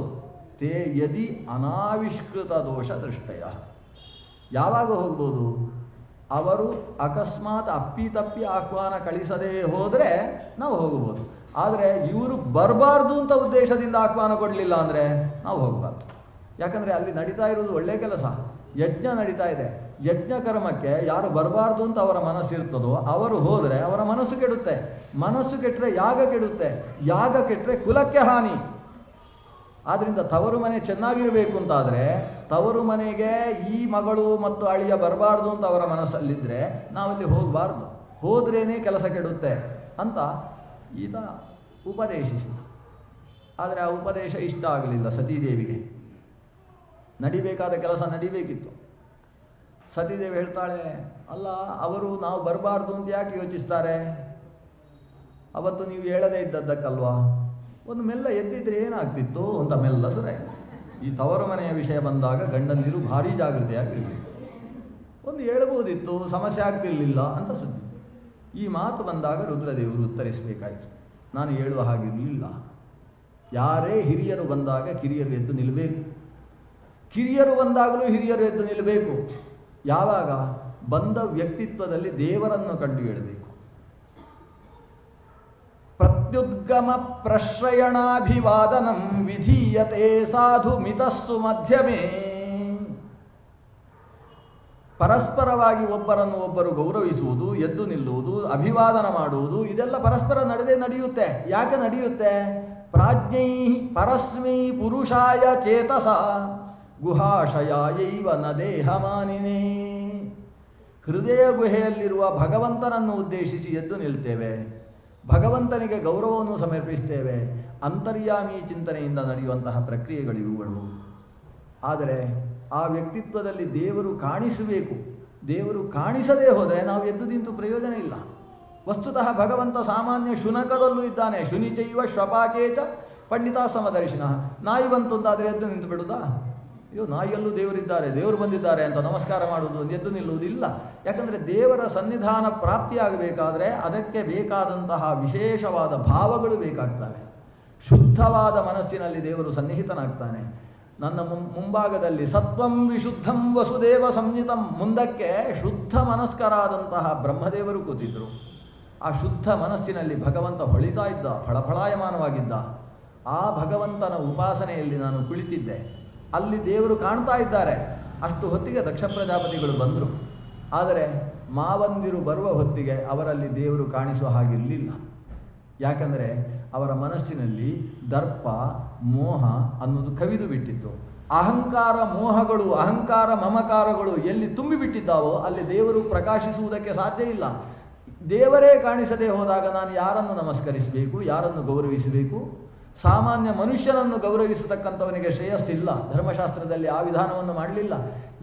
ಯಾವನೇ ವ್ಯಕ್ತಿಯಾಗಲಿ ಅವನಲ್ಲಿ ದೇವರನ್ನು ಕಂಡು ನಮಿಸಬೇಕು, ಗೌರವಿಸಬೇಕು ಅಂತ ಇರುವುದು. ಹಾಗಾಗಿ ನಾನು ನಮಿಸುವುದಕ್ಕೆ ಧರ್ಮಶಾಸ್ತ್ರದ ಅನುಮತಿ ಇರಲಿಲ್ಲ, ಎದ್ದು ನಿಲ್ಲುವುದಕ್ಕೆ ಅವಕಾಶ ಇರಲಿಲ್ಲ. ರುದ್ರದ ಮುಂದೆ ಇದ್ದಂತಹ ಬ್ರಹ್ಮನಲ್ಲಿ ಭಗವಂತನ ಅನುಸಂಧಾನದಲ್ಲಿ ನಾನು ತೊಡಗಿದ್ದೆ. ಆದರೆ ಈಕೆ ಕೇಳಬೇಕಲ್ವಾ? ಈಕೆ ಹೇಳ್ತಾಳೆ, ಅಲ್ಲ ಏನಾದರೂ ಎಷ್ಟಾದರೂ ಮಾವ ಅಲ್ವಾ, ಒಂದು ಎದ್ದು ನಿಲ್ಬಹುದಿತ್ತು. ಇದು ಎಷ್ಟಾದರೂ ಕೊನೆ ತನಕ ಇದು ಮುಗಿಯುವುದಿಲ್ಲ. ಈ ರೀತಿ ಚರ್ಚೆ ಶುರು ಆದರೆ ಅದೇನೇ ಇರಲಿ ಅಂತ ಒಂದು ಶುರು ಆದರೆ ಆ ಚರ್ಚೆ ಮುಗಿಯೋಲ್ಲ.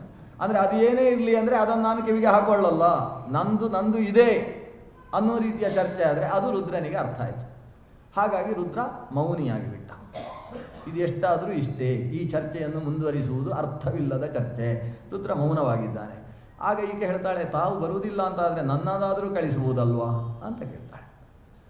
ಆಗ ರುದ್ರದೇವರು ಏನು ಹೇಳಬೇಕು, ಸುಮ್ಮನೆ ಇದ್ದು ಬಿಟ್ರು. ಯಾಕಂದರೆ ನೀನು ನನ್ನ ಅರ್ಧ, ನಾನು ನಿನ್ನ ಅರ್ಧ ಹೋಗುವುದರಲ್ಲಿ ಯಾವತ್ತೂ ಅರ್ಥ ಇಲ್ಲ. ಅಷ್ಟೇ ಅಲ್ಲ, ನೀನು ಹೋದರೂ ಕೂಡ ಬರಬಾರ್ದು ಅನ್ನುವ ಮನಸ್ಥಿತಿಯುಳ್ಳಲ್ಲಿಗೆ ನೀನು ಹೋದರೆ ಅವಮಾನವನ್ನು ಸಹಿಸುವವಳು ನೀನಲ್ಲ. ನಿನಗೊಂದು ಚಂಡಿ ಅಂತ ಹೆಸರಿದೆ, ಇವಳಿಗೆ ಸತಿ ಅಂತ ಹೆಸರಿದ್ಲು. ಲೋಕಪ್ರಸಿದ್ಧಿ ಇರುವುದು ಆಕೆಗೆ ಚಂಡಿ ಅಂತ. ಭಾಗವತವೇ ಆ ಹೊತ್ತಿಗೆ ಹೇಳಿದ ಹೆಸರು, ಚಂಡಿ ಕಿಲ ಅಭವತ್ಸ ಅಂತ. ಆಕೆ ಚಂಡಿಯಾಗಿ ಬಿಟ್ಲು ಅಂತ ಹೇಳ್ತಾರೆ ಮುಂದೆ. ಚಂಡಿ ಆದರೂ ಅಂದರೆ ಮಳೆ ಬಂತು ಅಂತ ಅರ್ಥ ಅಲ್ಲ. ಚಂಡಿ ಅಂದರೆ ಮಹಾಭಯಾನಕವಾದಂತಹ ಬೀಭತ್ಸವಾದ ಕ್ರೋಧಾವೇಶಗೊಂಡಾಗ ಚಂಡಿತ್ವ ಬರುವುದು. ಅಂಥ ವ್ಯಕ್ತಿತ್ವ ಈಕೆಯದ್ದು. ಕಿಂಚಿತ್ತು ಅವಮಾನವನ್ನು ಸಹಿಸುವವಳಲ್ಲ. ಅದರಲ್ಲೂ ತನ್ನ ಅರ್ಧ ಅನಿಸಿದಂತಹ ರುದ್ರನಿಗೆ ಅವಮಾನ ನಡೀತು ಅಂತಾದರೆ ಅದನ್ನು ಸಹಿಸುವ ವ್ಯಕ್ತಿತ್ವ ಅವಳದ್ದಲ್ಲ. ಹಾಗಾಗಿ ನೀನು ಅಲ್ಲಿ ಹೋದರೆ ಬದುಕಿ ಬರುವುದಿಲ್ಲ, ಇಲ್ಲಿ ಇದ್ದರೆ ಬದುಕಿ ಉಳಿಯುವುದಿಲ್ಲ. ಹಾಗಾಗಿ ನಾನು ಮೌನ ಅಂತ. ಈತ ಕಣ್ಣು ಮುಚ್ಚಿ ಭಗವದ್ಧ್ಯಾನ ಪರನಾಗಿ ಕೂತ. ಏನಾಗಬೇಕು ಅದು ಆಗಿಬಿಡಲಿ. ಆಕೆ ಹೇಳ್ತಾಳೆ, ನಾನು ಹೋಗಿ ಬರ್ತೇನೆ ಅಂತ. ಇವ ಹೌದು ಅಂತಿಲ್ಲ, ಇಲ್ಲ ಅಂತಿಲ್ಲ. ಆಗ ಅವಳೇ ಹೇಳಿಕೊಡ್ತಾಳೆ, ಮೌನಂ ಸಮ್ಮತಿ ಲಕ್ಷಣ ಅಂತಿದೆ, ಹಾಗಾಗಿ ನಾನು ಹೋಗುವುದು ನಿಮಗೆ ಸಮ್ಮತಿ ಅಲ್ವೇ ಅಂತ ಮತ್ತೆ ಪ್ರಶ್ನೆ ಬೇರೆ. ರುದ್ರ ಹಾಗೇ ಕೂತಿದ್ದಾನೆ. ಕೊನೆಗೆ ಏನೋ ಒಂದಿಷ್ಟು ಕಟ್ಟಿಕೊಂಡು, ನಾನು ಇದನ್ನು ಉಡುಗೊರೆ ಕೊಡ್ತೇನೆ ಅಂತ ಒಂದಿಷ್ಟು ಕಟ್ಟಿಕೊಂಡು ಹೊರಟಿದ್ದಾಳೆ. 4 ಹೆಜ್ಜೆ ಹಾಕಿದ್ದಾಳೆ. ದಡಬಡ ಹೆಜ್ಜೆ ಹಾಕಿ ಪರ್ವತವನ್ನು ಇಳಿದಿದ್ದಾಳೆ. ಇಳಿದವನಿಗೆ ಮತ್ತೆ ಒಂದು ಸಲ ರುದ್ರದೇವ ಎಲ್ಲಾದರೂ ಮನಸ್ಸು ವ್ಯತ್ಯಾಸ ಮಾಡಿದ್ದಾನೋ ಮತ್ತೆ ತಿರುಗಿ ಬರ್ತಾಳೆ. ಸರಿ, ನಾನು ಹೋಗುವುದು ಸಿದ್ಧ ಅಂತ ಮತ್ತೆ ಇಂಥದ್ದು 2-3 ಬಾರಿ ಮಾಡಿ ಕೊನೆಗೆ ಚಂಡಿ ಸ್ವರೂಪವನ್ನು ಧರಿಸಿ ಹೊರಟೆ ಅಂತ ದಡಬಡನೆ ಹೆಜ್ಜೆ ಹಾಕಿದ್ದಾಳೆ. ಈಕೆಯ ಹೆಜ್ಜೆಯನ್ನು ನೋಡಿ ಪ್ರಮಥ ಗಣಗಳು ಏನೋ ವ್ಯತ್ಯಾಸವಾಗ್ತದೆ ಅಂತ ತಾವೇ ಯೋಚಿಸಿ ಪತಿಯ ಅನುಮತಿ ಇಲ್ಲದೆ ಹೋದರೂ ಕೂಡ ತಾವು ಆಕೆಯ ಜೊತೆಗೆ ರಕ್ಷಣೆಗೋಸ್ಕರ ಸಾಗಿದ್ದಾರೆ.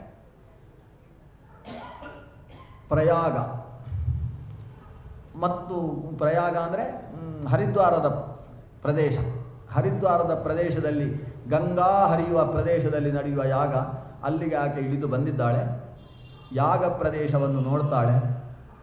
ಈಕೆ ಒಳಗೆ ಪ್ರವೇಶ ಮಾಡಿದಾಗ ಯಜಮಾನನಿಗೆ ಗೊತ್ತಾಯಿತು. ಯಾಕಂದರೆ ಪ್ರಮಥ ಗಣಗಳು ಹೋ ಅಂತ ಶಬ್ದ ಮಾಡಿಕೊಂಡು ಬರ್ತಾ ಇದ್ದಾವೆ ಅಂದರೆ ಆ ಕಡೆಯಿಂದ ಬಂದಿದ್ದಾರೆ ಅಂತ ಅರ್ಥ. ಅದನ್ನು ಗೊತ್ತಾದ ಕೂಡಲೇ ಪುರೋಹಿತರಿಗೆಲ್ಲ ಹೇಳಿದ, ಅದು ಬರಲಿ, ಯಾರು ಮಾತಾಡಿಸಕೂಡದು ಅಂತ. ಇವರೆಲ್ಲ ಮಂತ್ರ ಜೋರು ಮಾಡಿದರು. ಆಕೆ ಬಂದಿದ್ದಾಳೆ. ಬಂದಾಗ ಯಜಮಾನನಾದಂತಹ ದಕ್ಷ ತಾನು ಮುಖ ತಿರುಗಿಸಿ ನಿಂತಿದ್ದಾನೆ. ಬರುವ ದ್ವಾರಕ್ಕೆ ಮುಖ ಕೊಡಲಿಲ್ಲ. ಈಕೆಯ 15 ಮಂದಿ ಅಕ್ಕಂದಿರು ಓಡಿ ಬಂದು ತಪ್ಪಿಕೊಳ್ತಾರೆ. ನೀನೊಬ್ಬಳು ಬರಲಿಲ್ಲ ಅಂತ ನಾವು ಕಣ್ಣೀರು ಹಾಕ್ತಾ ಇದ್ವಿ, ಬಂದು ಮಹಾಪರಮಾನಂದ ಅಂತ ಖುಷಿಯಿಂದ ಅಪ್ಪಿಕೊಂಡಿದ್ದಾರೆ. ಯಜಮಾನನ ಬಲಭಾಗದಲ್ಲಿ ಕುಳಿತಂತಹ ಯಜಮಾನಿತಿ ಆಕೆಯೂ ಕೂಡ ಮುಂದೆ ಹೋಗಿ ಮಗಳನ್ನು ಸತ್ಕರಿಸಿದ್ದಾಳೆ. ಆದರೆ ಈ ಮಗಳು ದಕ್ಷನ ಕಡೆಗೆ ದೃಷ್ಟಿ ಇಟ್ಟಿದ್ದಾಳೆ. ತಂದೆ ನನ್ನ ಕಡೆಗೆ ನೋಡಿದರೂ ನೋಡದೇ ಇದ್ದ ಹಾಗೆ ಬೇರೆ ಕಡೆಗೆ ದೃಷ್ಟಿಸಿದ್ದಾನೆ. ಅವನು ಯಾವ ಕಡೆ ನೋಡ್ತಾ ಇದ್ದಾನೆ ಆಕೆ ಆ ಕಡೆಯೇ ಹೋಗಿ ನಿಂತಿದ್ದಾಳೆ. ಅದಕ್ಕೆ ಚಂಡಿ ಅಂದರೆ ಹೇಗಿರ್ತಾಳೆ ಅನ್ನೋದಕ್ಕೆ ದೃಷ್ಟಾಂತ. ಆ ಕಡೆಗೆ ಹೋಗಿ ನಿಂತರೆ ಅವ ಬೇರೆ ಕಡೆಗೆ ದೃಷ್ಟಿಯನ್ನು ವ್ಯತ್ಯಾಸ ಮಾಡಿದ. ಉದ್ದೇಶಪೂರ್ವಕವಾಗಿ ತಂದೆ ಮಾಡ್ತಾ ಇರುವಂತಹ ಸ್ಥಿತಿಯನ್ನು ನೋಡಿದರೂ ತನ್ನ ಅಕ್ಕಂದಿರ ತಾಯಿಯ ಪ್ರೀತಿಯಿಂದ ಆಕೆ ಕರಗಿ ಹೋಗಿದ್ದಾಳೆ. ಯಜ್ಞ ಏನು ನಡೀತಾ ಇದೆ ಅಂತ ಗಮನಿಸ್ತಾಳೆ. ಯಜ್ಞದಲ್ಲಿ ಒಂದೊಂದು ದಿಕ್ಕಿನಲ್ಲಿ ನಡೆದ ಬಲಿ, ಒಂದೊಂದು ದಿಕ್ಕಿನಲ್ಲಿ ಆದಂತಹ ಆಹುತಿ, ಅದನ್ನು ಗಮನಿಸ್ತಾಳೆ. ಪೂರ್ವದಲ್ಲಿ ಸರಿಯಾಗಿದೆ, ಆಗ್ನೇಯ, ಯಮ, ನಿರುತಿ, ವರುಣ, ವಾಯು, ಈ ಕಡೆ ಸೋಮನ ಕಡೆಯೂ ಸರಿಯಾಗಿದೆ. ಆದರೆ ಈಶಾನ್ಯವನ್ನು ನೋಡಿದರೆ ಖಾಲಿ ಇದೆ. ಇದು ಯಜ್ಞದ ವಿಧಿ ಅಲ್ಲ ಅನ್ನೋದು ಸ್ಪಷ್ಟವಾಯಿತು.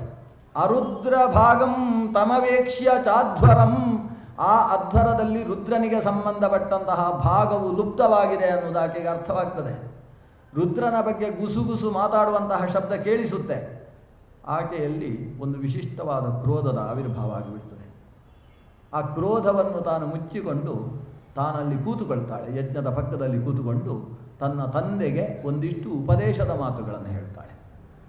ಯಾವ ಭಗವಾನ್ ರುದ್ರದೇವನ ಶಿವ ಅನ್ನುವ 2 ಅಕ್ಷರವನ್ನು ಬಾಯಿಯಲ್ಲಿ ಉಚ್ಚರಿಸಿದರೆ ಪಾಪಗಳೆಲ್ಲ ನಾಶವಾಗಿ ಹೋಗ್ತದೋ ಅಂತಹ ಶಿವನನ್ನು ನೀನು ದ್ವೇಷ ಮಾಡ್ತಾ ಇದ್ದೀನಿ. ನಿನ್ನ ಮಗಳಾಗಿ ನಾನು ಬದುಕಿರುವುದೇ ತಪ್ಪು ಅನ್ನುವ ಭಾವ ನನ್ನಲ್ಲಿ ಹುಟ್ಟಿಬಿಟ್ಟಿದೆ. ನನ್ನ ಪತಿದೇವ ನನ್ನನ್ನು ಅತ್ಯಂತ ಪ್ರೀತಿಯಿಂದ ಕೆಲವೊಮ್ಮೆ ದಾಕ್ಷಾಯಿಣಿ ಅಂತ ಕರೀತಾನೆ. ಆದರೆ ಯಾವಾಗ ದಾಕ್ಷ ಅನ್ನುವ 2 ಅಕ್ಷರವನ್ನು ಪ್ರೀತಿಯಿಂದ ಉಚ್ಚರಿಸ್ತಾನೆ, ಅಷ್ಟರಲ್ಲಿ ಆತನ ಹುಬ್ಬು ಮೇಲಕ್ಕೆ ಹೋಗುತ್ತೆ, ಕಣ್ಣು ಕೆಂಪಾಗುತ್ತೆ. ನನ್ನ ಹೆಸರನ್ನು ಕರೆಯುವಾಗಲೇ ಹೆಸರಿನಲ್ಲಿ ದಕ್ಷ ಅನ್ನುವ ಶಬ್ದ ಸೇರಿರುವ ಕಾರಣದಿಂದ ಆತ ಸಿಟ್ಟುಗೊಳ್ತಾನೆ. ನಮ್ಮಲ್ಲಿದ್ದಂತಹ ಸರಸ ಭಾವ ವಿರಸದಲ್ಲಿ ಕೊನೆಯಾಗುತ್ತೆ. ಈ ರಸಭಂಗಕ್ಕೆ ಕಾರಣವಾಗ್ತಾ ಇರುವುದು ನಿನ್ನಿಂದ ಬಂದ ಈ ಶರೀರ ಅನ್ನುವ ಕಾರಣದಿಂದ. ಇಂತಹ ಶರೀರವನ್ನು ಹೊತ್ತು ನಾನು ಪತಿಯ ಜೊತೆಗೆ ವಾಸ ಮಾಡುವುದರಲ್ಲಿ ಅರ್ಥ ಇಲ್ಲ. ಇದರಲ್ಲಿರುವ ದಕ್ಷ ಅನ್ನುವ ಶಬ್ದ ಹೋಗಬೇಕು. ದಕ್ಷನ ಹೆಸರಿನಿಂದ ನನ್ನ ಶರೀರ ರುದ್ರನ ಜೊತೆಗೆ ವಾಸ ಮಾಡುವುದು ಸರಿಯಲ್ಲ. ಆದ್ದರಿಂದ ಇಂತಹ ಯಜ್ಞವನ್ನು ಮಾಡಿದ ನೀನು ಕೆಡುವುದರ ಬದಲು ನಾನು ಈ ಯಜ್ಞದ ಸನ್ನಿಧಾನದಲ್ಲಿ ನನ್ನ ಶರೀರ ತ್ಯಾಗ ಮಾಡಬೇಕಾಗುತ್ತೆ. ನಿನ್ನಿಂದಾಗಿ ಬಂದಂತಹ ಈ ಶರೀರ ನಿನ್ನ ಮನೆಯಲ್ಲೇ ಹಾಳಾಗಿ ಹೋಗಬೇಕು ಅಂತ ಆಕೆ ತಾನು ಮುಖ ಮಾಡಿದ್ದ ದಿಕ್ಕನ್ನು ಬದಲಿಸ್ತಾಳೆ. ಈಶಾನ್ಯ, ಪೂರ್ವ ಮತ್ತು ಉತ್ತರದ ಮಧ್ಯಭಾಗ, ಅದಕ್ಕೆ ಅಪರಾಜಿತಾ ದಿಕ್ ಅಂತ ಹೆಸರು. ಆ ಯಾವ ಕಡೆಯಲ್ಲಿ ರುದ್ರನ ಸ್ಥಾನ ಇದೆಯೋ ಆ ದಿಕ್ಕಿಗೆ ತನ್ನ ಮುಖವನ್ನು ಮಾಡ್ತಾಳೆ. ಪದ್ಮಾಸನವನ್ನು ಹಾಕಿ ಕೂತುಕೊಳ್ತಾಳೆ. ತನ್ನ ಪ್ರಾಣಾಯಾಮದ ಮೂಲಕವಾಗಿ ಆತ್ಮಶಕ್ತಿಯನ್ನು ಹೃದಯದಲ್ಲಿ ಕೇಂದ್ರೀಕರಿಸಿಕೊಳ್ತಾಳೆ. ಆ ಮೂಲಾಧಾರ ಸ್ವಾಧಿಷ್ಠಾನಗಳನ್ನು ಬಂಧಗೊಳಿಸಿ ಅಲ್ಲಿಂದ ಮೇಲ್ಭಾಗಕ್ಕೆ ಅನಾಹತ ಚಕ್ರದಿಂದ ವಿಶುದ್ಧ ಚಕ್ರದ ತನಗೆ ಆತ್ಮಶಕ್ತಿಯನ್ನು ಎಳೆದು ಅಲ್ಲಿ ಪ್ರಾಣದೇವರನ್ನು ಆವಾಹನೆ ಮಾಡಿ ಪ್ರಾಣಚಿಂತನೆಯ ಜೊತೆಗೆ ಅಲ್ಲಿಂದ 2 ಹುಬ್ಬುಗಳ ಮಧ್ಯದಲ್ಲಿರ್ತಕ್ಕಂತಹ ಆಜ್ಞಾಚಕ್ರಕ್ಕೆ ತನ್ನ ಆತ್ಮಶಕ್ತಿಯನ್ನು ಎಳೆದು ತರ್ತಾಳೆ. ಆ ಆಜ್ಞಾಚಕ್ರದಲ್ಲಿರುವ ಆತ್ಮಸ್ವರೂಪದಲ್ಲಿ ಅಗ್ನಿಯ ಶರೀರದಲ್ಲಿರತಕ್ಕಂತಹ ತೇಜಸ್ಸಿನ ಸಮಗ್ರ ರಾಶಿಯನ್ನು ಅಲ್ಲಿ ಆಲೋಚನೆ ಮಾಡಿ ಶರೀರದಲ್ಲಿ ಯೋಗ ಮಾರ್ಗದಿಂದ ಅಗ್ನಿಯನ್ನು ಸೃಷ್ಟಿಸ್ತಾಳೆ. ಆಜ್ಞಾಚಕ್ರದಲ್ಲಿ ಅಗ್ನಿಯ ಚಿಂತನೆಯಿಂದ ಉಂಟಾದ ಅಗ್ನಿಗೆ ಯೋಗಾಗ್ನಿ ಅಂತ ಹೆಸರು. ಆ ಯೋಗಾಗ್ನಿಯಲ್ಲಿ ತನ್ನ ಶರೀರವನ್ನು ಭಸ್ಮ ಮಾಡಿಕೊಳ್ತಾಳೆ. ಯಕ್ಷಗಾನದಲ್ಲಿ ದಕ್ಷಾಧ್ವರ ಪ್ರಸಂಗ ಉಂಟು. ಕುಣಿದು ಕುಣಿದು ಹೋಗಿ ಯಜ್ಞಕ್ಕೆ ಹಾರಿಬಿಡ್ತಾಳೆ ಆಕೆ. ಇದು ಯಾವ ಪುರಾಣದಲ್ಲೂ ಇಲ್ಲ. ಯಜ್ಞಕ್ಕೆ ಆಕೆ ಹಾರಿ ಯಜ್ಞದ ಅಗ್ನಿಯಲ್ಲಿ ತನ್ನನ್ನು ಸುಟ್ಟುಕೊಂಡದ್ದಲ್ಲ. ತಾನು ತನ್ನ ಚಕ್ರ ಚಿಂತನೆಯನ್ನು ಮಾಡಿ ಅಂತರ್ನಾಡಿ ಚಿಂತನೆಯನ್ನು ಮಾಡಿ ಅಂತರ್ಯಾಗದ ಮೂಲಕವಾಗಿ ಯೋಗಾಗ್ನಿಯನ್ನು ಸೃಷ್ಟಿಸಿ ಯೋಗಾಗ್ನಿಯಿಂದ ತನ್ನ ಶರೀರವನ್ನು ಭಸ್ಮ ಮಾಡಿಕೊಂಡಿದ್ದಾಳೆ. ಪ್ರಮಥ ಗಣಗಳು ಸಿಟ್ಟು ಮಾಡಿಕೊಂಡಿದ್ದಾವೆ. ರುದ್ರದೇವರಿಗೆ ಸುದ್ದಿ ಹೋಯಿತು. ರುದ್ರದೇವರು ಜಟಾಜೂಟವನ್ನು ನೆಲಕ್ಕೆ ಬಡಿದರು. ಅದರಿಂದಾಗಿ ವೀರಭದ್ರೇಶ್ವರನ ಉತ್ಪತ್ತಿಯಾಯಿತು. ಕಿಂಕರವಾಣಿ ಅಂತ ಆತ ಪ್ರಶ್ನಿಸಿದ. ನೀನು ಹೋಗಿ ಯಾರಿಂದಾಗಿ ಈ ಅನಾಹುತ ನಡೆಯಿತು ಅಂತಹ ಯಜ್ಞವನ್ನು ಧ್ವಂಸ ಮಾಡುವಂತ ಆದೇಶ ಕೊಟ್ಟಿದ್ದಾನೆ ರುದ್ರದೇವ. ಪ್ರಮಥ ಗಣದ ಜೊತೆಗೆ ಈ ಯಜ್ಞವಾಟಕ್ಕೆ ಬಂದಂತಹ ವೀರಭದ್ರ, ರುದ್ರನ ಅಪರಾವತಾರ ಅದು ವೀರಭದ್ರ, ಆತ ದಕ್ಷನ ಶಿರವನ್ನೇ ತರಿಯುವುದಕ್ಕೆ ಪ್ರಯತ್ನಿಸಿದ. ಆದರೆ ಕತ್ತಿಯಿಂದ ಹೊಡೆದರೂ ಕೂಡ ಟಣ್ಣಂತ ಶಬ್ದ ಆಗ್ತದೆಯೇ ಹೊರತು ತಲೆಯನ್ನು ಕತ್ತರಿಸುವುದಕ್ಕೆ ಸಾಧ್ಯ ಆಗಲಿಲ್ಲ. ಯಾಕಂದರೆ ಆತ ಯಜಮಾನ ಅನ್ನೋದು ರುದ್ರನ ಅಷ್ಟಮೂರ್ತಿಗಳಲ್ಲಿ ಕೊನೆಯ ಮೂರ್ತಿ. ರುದ್ರನ ಸನ್ನಿಧಾನವುಳ್ಳಂತಹ ಯಜಮಾನನನ್ನು ಈ ವೀರಭದ್ರ ಅನಿಸಿದ ರುದ್ರ ಕತ್ತರಿಸುವುದಕ್ಕೆ ಸಾಧ್ಯ ಆಗಲಿಲ್ಲ. ಕೊನೆಗೆ ಅಲ್ಲಿ ಸಾಕ್ಷಾತ್ ರುದ್ರನೇ ತ್ರಿಶೂಲ ಡಮರು ದಾರಿಯಾಗಿ ಅಲ್ಲಿ ಆವಿರ್ಭಾವಗೊಂಡ. ಮೂಲಸ್ವರೂಪದ ರುದ್ರದೇವನೂ ಕೂಡ ಈತನನ್ನು ಸಂಹರಿಸುವುದಕ್ಕೆ ಆತನ ತಲೆಯನ್ನು ಜುಟ್ಟನ್ನು ಕೈಯಲ್ಲಿ ಹಿಡ್ಕೊಂಡು ಕೈಯಲ್ಲಿ ತ್ರಿಶೂಲವನ್ನು ಧರಿಸಿ ತಾನು ಈ ಯಜ್ಞದ ಬಲಿಯಾಗಿ ಈ ಪಶುವನ್ನು ಅರ್ಪಿಸ್ತೇನೆ ಅಂತ ಸಂಜ್ಞಾಪನ ಯೋಗದಿಂದ ಯೋಚನೆ ಮಾಡಿದ. ಆ ಯೋಚನೆಯ ಸ್ಥಿತಿಯಲ್ಲಿ ಕತ್ತರಿಸಿದಾಗ ತಲೆ ಯಜ್ಞಕ್ಕೆ ಬಿತ್ತು. ಕಬಂಧ ಮಾತ್ರ ಈ ಕಡೆ ಉಳಿದಿದೆ. ಇದೊಂದು ಕೊಲೆ ಅಲ್ಲ, ಇದೊಂದು ಬಲಿ. ಈತನ ಶಿರ, ಆ ಶಿರದಲ್ಲಿ ತುಂಬಿದ ಪಶುತ್ವ, ಆ ಪಶುಭಾವವನ್ನು ಬಲಿ ಕೊಟ್ಟ ರುದ್ರದೇವ. ಆ ಕಡೆ ಒಂದು ಆಡು ಅಲ್ಲಿತ್ತು, ಮುಂದಕ್ಕೆ ಇದರನ್ನೇ ಬಲಿ ಕೊಡುವುದಕ್ಕೆ ಅಂತ ಕಟ್ಟಿದ್ರು ಆಡು. ಅದು ಮೇಮೇ ಅಂತ ಹೇಳಿಕೊಂಡೇ ಬಾಕಿ, ಅದಕ್ಕೆ ಜೀವ ಉಳಿಯಿತು. ಈ ಪಶು ಹೋದದ್ರಿಂದ ಆ ಪಶುವಿಗೆ ಒಂದು ಜೀವ ಉಳಿದಿತ್ತು. ಇವನ ಪ್ರಾಣ ಹೋದ ಮೇಲೆ ಯಾಗ ಸಮಾಪ್ತಿಯಾಯಿತು. ಮತ್ತೆ ರುದ್ರನ ಸನ್ನಿಧಾನಕ್ಕೆ ಬಹಳಷ್ಟು ದೇವತೆಗಳು ಹೋಗಿ ಪ್ರಾರ್ಥನೆ ಸಲ್ಲಿಸಿ ಏನಾದರೂ ಮಾಡಿ ಯಾಗವನ್ನು ಮುಗಿಸಬೇಕು ಅಂತಾಗಿ ಮತ್ತೆ ಬಂದು ಅಲ್ಲಿದ್ದ ಆಡಿನ ತಲೆಯನ್ನೇ ಇವನ ತಲೆಗೆ ಜೋಡಿಸಿ ಈತ ಬಸ್ತಮುಖನಾದ. ಹಿಂದೆ ಕೊಟ್ಟಿದ್ದ ಶಾಪ ಅಲ್ಲಿ ಫಲಿಸಿತು. ಬಸ್ತಮುಖ, ಆಡಿನ ಮುಖದವನಾದ. ಹಿಂದಿನ ತಲೆ ಹೋಗಿ ಹೊಸ ತಲೆ ಬಂದ ಕೂಡಲೇ ಇವನು ಫ್ರೆಶ್ ಆಗಿತ್ತು. ಎಲ್ಲ ರುದ್ರನ ಮೇಲಿನ ದ್ವೇಷ ಎಲ್ಲ ಹೋಗಿತ್ತು. ರುದ್ರನ ಮಹತ್ವದ ಅರಿವಾಗಿತ್ತು. ರುದ್ರದೇವರನ್ನು ಅದ್ಭುತವಾಗಿ ಚಮೆ ಚಮೆ ಅಂತ ಆಡು ಕುಣಿದ ಹಾಗೆ, ಆಡು ಮಾತಾಡಿದ ಹಾಗೆ ಸ್ತೋತ್ರ ಮಾಡ್ತಾನೆ. ಚಮಕದಿಂದ ಸ್ತುತನಾದಂತಹ ರುದ್ರದೇವ ಅನುಗ್ರಹ ಮಾಡ್ತಾನೆ. ಯಾರ್ಯಾರಿಗೆ ಕೈ ಹೋಗಿತ್ತು ಅವರಿಗೆ ಇನ್ನೊಬ್ಬರ ಕೈಯಿಂದ ಆಹುತಿ ಸ್ವೀಕರಿಸುವ ಹಾಗೆ, ಬಾಯಿ ಹೋದವರಿಗೆ ಇನ್ನೊಬ್ಬರ ನಾಲಿಗೆಯನ್ನು ಜೋಡಿಸುವ ಹಾಗೆ ಬಹಳ ವಿಚಿತ್ರವಾದ ಒಂದು ದೈವಿ ಪ್ರಕ್ರಿಯೆಯಲ್ಲಿ ನಡೆದು ಹೋಗುತ್ತೆ.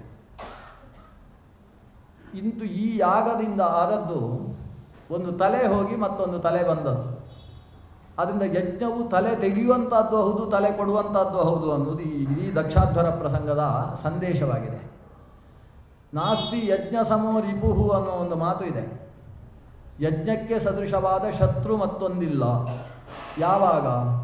ಸರಿಯಾಗಿ ನಡೆಯದೇ ಹೋದಾಗ. ಯಜ್ಞದಲ್ಲಿ ಮಂತ್ರಗಳೇನಾದರೂ ಹೆಚ್ಚು ಕಡಿಮೆ ಆದರೆ ಅದರ ದೋಷ ಅದು ಋತ್ವಿಕ್ಕಿಗೆ ಸಂಬಂಧಪಟ್ಟ ದೋಷ.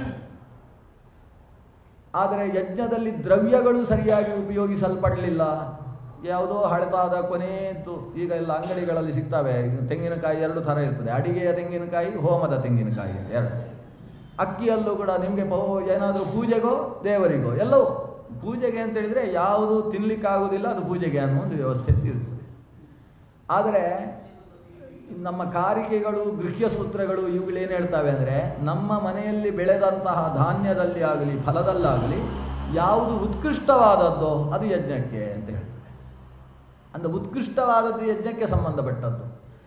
ಈ ಯಜ್ಞದಲ್ಲಿ ದ್ರವ್ಯವೇ ವ್ಯತ್ಯಾಸವಾದರೆ, ಮಂತ್ರವೇ ವ್ಯತ್ಯಾಸವಾದರೆ, ಅಥವಾ ದೀಕ್ಷಿತಂ ದಕ್ಷಿಣಾಹೀನಂ ನಾಸ್ತಿ ಯಜ್ಞ ಸಮೋ ರಿಪುಹು ದ್ರವ್ಯಹೀನಂ ಕುಲಂ ಹಂತಿ ಮಂತ್ರಹೀನಂಚ ಋತ್ವಿಜಂ.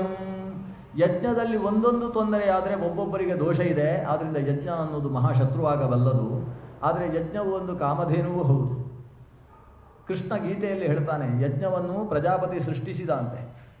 ಪ್ರಜೆಗಳನ್ನು ಸೃಷ್ಟಿಸುವಾಗ ಜೊತೆಗೆ ಯಜ್ಞವನ್ನು ಸೃಷ್ಟಿಸಿ ಪ್ರಜೆಗಳನ್ನು ಕುರಿತು ಪ್ರಜಾಪತಿ ಹೇಳ್ತಾನೆ, ನೋಡಿ ಜೊತೆಗೆ ಯಜ್ಞವನ್ನು ಸೃಷ್ಟಿಸಿದ್ದೇನೆ, ನಿಮಗೆ ಬೇಕಾದ್ದನ್ನು ಇದರಿಂದ ಪಡಿಬೋದು.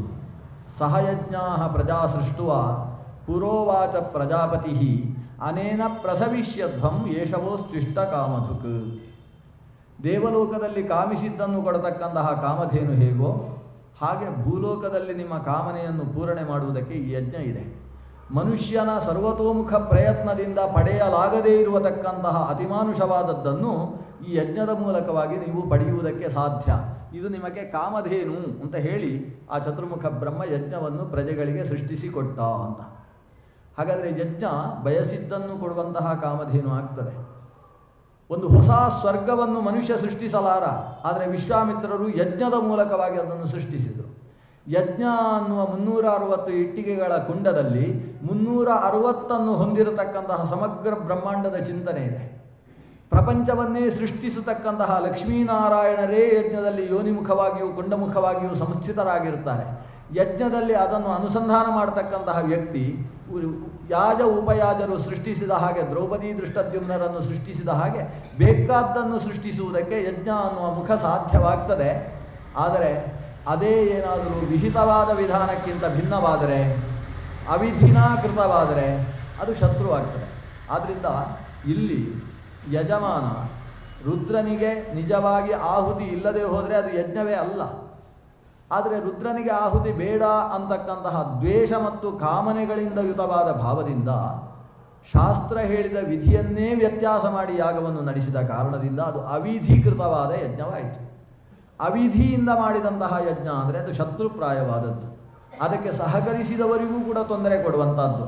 ಆ ಕಾರಣದಿಂದಲೇ ಪುರೋಹಿತರ ಗಡ್ಡ ಜುಟ್ಟು ಎರಡೂ ಹೋಗಿತ್ತು ಅಲ್ಲಿ. ಭೃಗು ಪುರೋಹಿತರು ಪಾಪ ಅವ್ರದ್ದು ಭಾರಿ ಸುಂದರವಾದಂಥ ಗಡ್ಡ, ಯಾಗದಲ್ಲಿ ಗಡ್ಡ ಎಲ್ಲ ಹೋಯ್ತಂತೆ. ಗಡ್ಡ ಇಲ್ಲ, ತಲೆಗುರ್ಲಿಲ್ಲ, ಎರಡನ್ನೂ ಒಂದು ಸಲ ಒಂದು ಕೈ ಕೆಳಗೆ ಹಾಕಿ ಒಂದು ಕೈ ಮೇಲೆ ಹಾಕಿ ಹೇಳಿದ್ರೆ ಎಲ್ಲ ಹೊರಗೆ ಬಂದಂತೆ ವೀರಭದ್ರೇಶ್ವರನ ಪ್ರತಾಪ. ಕೊನೆಗೆ ಗಡ್ಡ ಹೋಯ್ತಲ್ಲ ಅಂತ ಯಾಗದಲ್ಲಿ ಕೊನೆಗೆ ಸುಮ್ಮನೆ ಕೂತಿದ್ರು ಪುರೋಹಿತರು. ಆಮೇಲೆ ಬಂದು ಇನ್ನೊಬ್ಬರದ್ದು ಗಡ್ಡ ಹೋಗಿ ಅವರಿಗೆ ಸೇರಿಸಿದ್ರಂತೆ. ಹೀಗೆಲ್ಲ ಆಗಿದೆ, ಅದನ್ನೆಲ್ಲ ಭಾಗವತ ಹೇಳಿದೆ. ಅಂದರೆ ಗಡ್ಡ ಇಲ್ಲದೆ ನಾನು ಹೇಗೆ ಇನ್ನೊಬ್ಬರಲ್ಲಿ ಪುರೋಹಿತರು ಮಾಡುವುದು ಅಂತ ಒಂದು ಸಮಸ್ಯೆ ಆಗೋಗಿತ್ತು ಅವರಿಗೆ ತಗೊಂಡು ಇನ್ನೊಂದು ಪ್ರಾಣಿಯ ಗಡ್ಡವನ್ನು ಇಟ್ಟುಬಿಟ್ರು. ಹೀಗೆಲ್ಲ ಇಂಥ ಪ್ರಸಂಗಗಳಿಗೆ ಕಾರಣವಾದದ್ದು ಯಾಕಂದರೆ ಅವಿಧಿಕೃತವಾಯಿತು ಅನ್ನುವ ಕಾರಣದಿಂದ ಅಂತ ದಕ್ಷಾಧ್ವರ ಪ್ರಸಂಗವನ್ನು ನಿರೂಪಿಸಿ ಯಜ್ಞದಲ್ಲಿ ಅಪೇಕ್ಷಿತವಾದಂತಹ ವಿಧಿಬದ್ಧವಾದ ಆಚರಣೆಯ ಬಗ್ಗೆ ಮಹತ್ವವನ್ನು ಕೊಡ್ತಕ್ಕಂತಹ ಪ್ರಸಂಗ. ಜೊತೆಗೆ ನಾವು ಹಿರಿಯರು ಯಾವತ್ತೂ ವಿವೇಕವನ್ನು ಕಳೆದುಕೊಳ್ಳಬಾರದು. ಅದರಿಂದಾಗಿ ಒಂದು ಹೆಣ್ಣು ತಾನು ಪ್ರಾಣತ್ಯಾಗ ಮಾಡಬೇಕಾದಂತಹ ಪ್ರಸಂಗ ಬಂದಿತು. ಆ ಸತಿ ಅವತ್ತು ಶರೀರತ್ಯಾಗ ಮಾಡಿರತಕ್ಕಂತಹ ದಾಕ್ಷಾಯಿಣಿ ಮತ್ತೆ ಹಿಮವತ್ ಪರ್ವತನ ಮಗಳಾಗಿ ಅವತರಿಸ್ತಾಳೆ. ಪರ್ವತನ ಮಗಳಾದ್ದರಿಂದ ಆಕೆಯನ್ನು ಪಾರ್ವತಿ ಅಂತ ವ್ಯವಹರಿಸಿದರು. ಗಿರಿಯ ಮಗಳಾದ್ದರಿಂದ ಗಿರಿಜಾ ಅಂತ ಕರೆದರು. ಆ ಗಿರಿಜೆ ಮೇನೆಯ ಮಗಳು. ಮೇನೆಯ ಮಗಳಾದಂತಹ ಆಕೆ ತಪಸ್ಸಿಗೆ ಹೊರಟು ಬಿಟ್ಲು. ಪುಟ್ಟ 8ನೇ ವರ್ಷದಲ್ಲಿ ತಪಸ್ಸು, ಉಗ್ರವಾದ ತಪಸ್ಸು. ಆಕೆಗೆ 2 ತಂಗಿಯರಿದ್ದರು. ಆ 2 ತಂಗಿಯರು ಅಕ್ಕನ ಜೊತೆಗೆ ತಪಸ್ಸಿಗೆ ಹೊರಟು ಬಿಟ್ರು. 3 ಜನ ತಪಸ್ಸು ಮಾಡ್ತಾ ಇದ್ದರೆ ಚಿಕ್ಕ ಮಗಳಿಗೆ ತಪಸ್ಸು ಕಷ್ಟ ಆಗೋಯಿತು. ಕೊನೆಗೆ ಅವಳು ಏನಾದರೂ ತಿನ್ನಬೇಕು ಅಂತ ಅಕ್ಕನ ಹತ್ರ ಹೇಳಿದ್ರು. ಆವಾಗ ಏನಾದರೂ ತೆಗೊಳ್ಬೋದು ನೀನು ಅಂತ ಅವಳು ಹೇಳಿದ್ದು. ಹಾಗಾದರೆ ಒಂದು ದಾಸವಾಳದ ಪುಷ್ಪ ತಿಂತೇನೆ ಅಂತ ದಾಸವಾಳದ ಎಸಳು ತಿಂದುಕೊಂಡು ಅವಳು ತಪಸ್ಸು ಮಾಡಿದ್ಳು.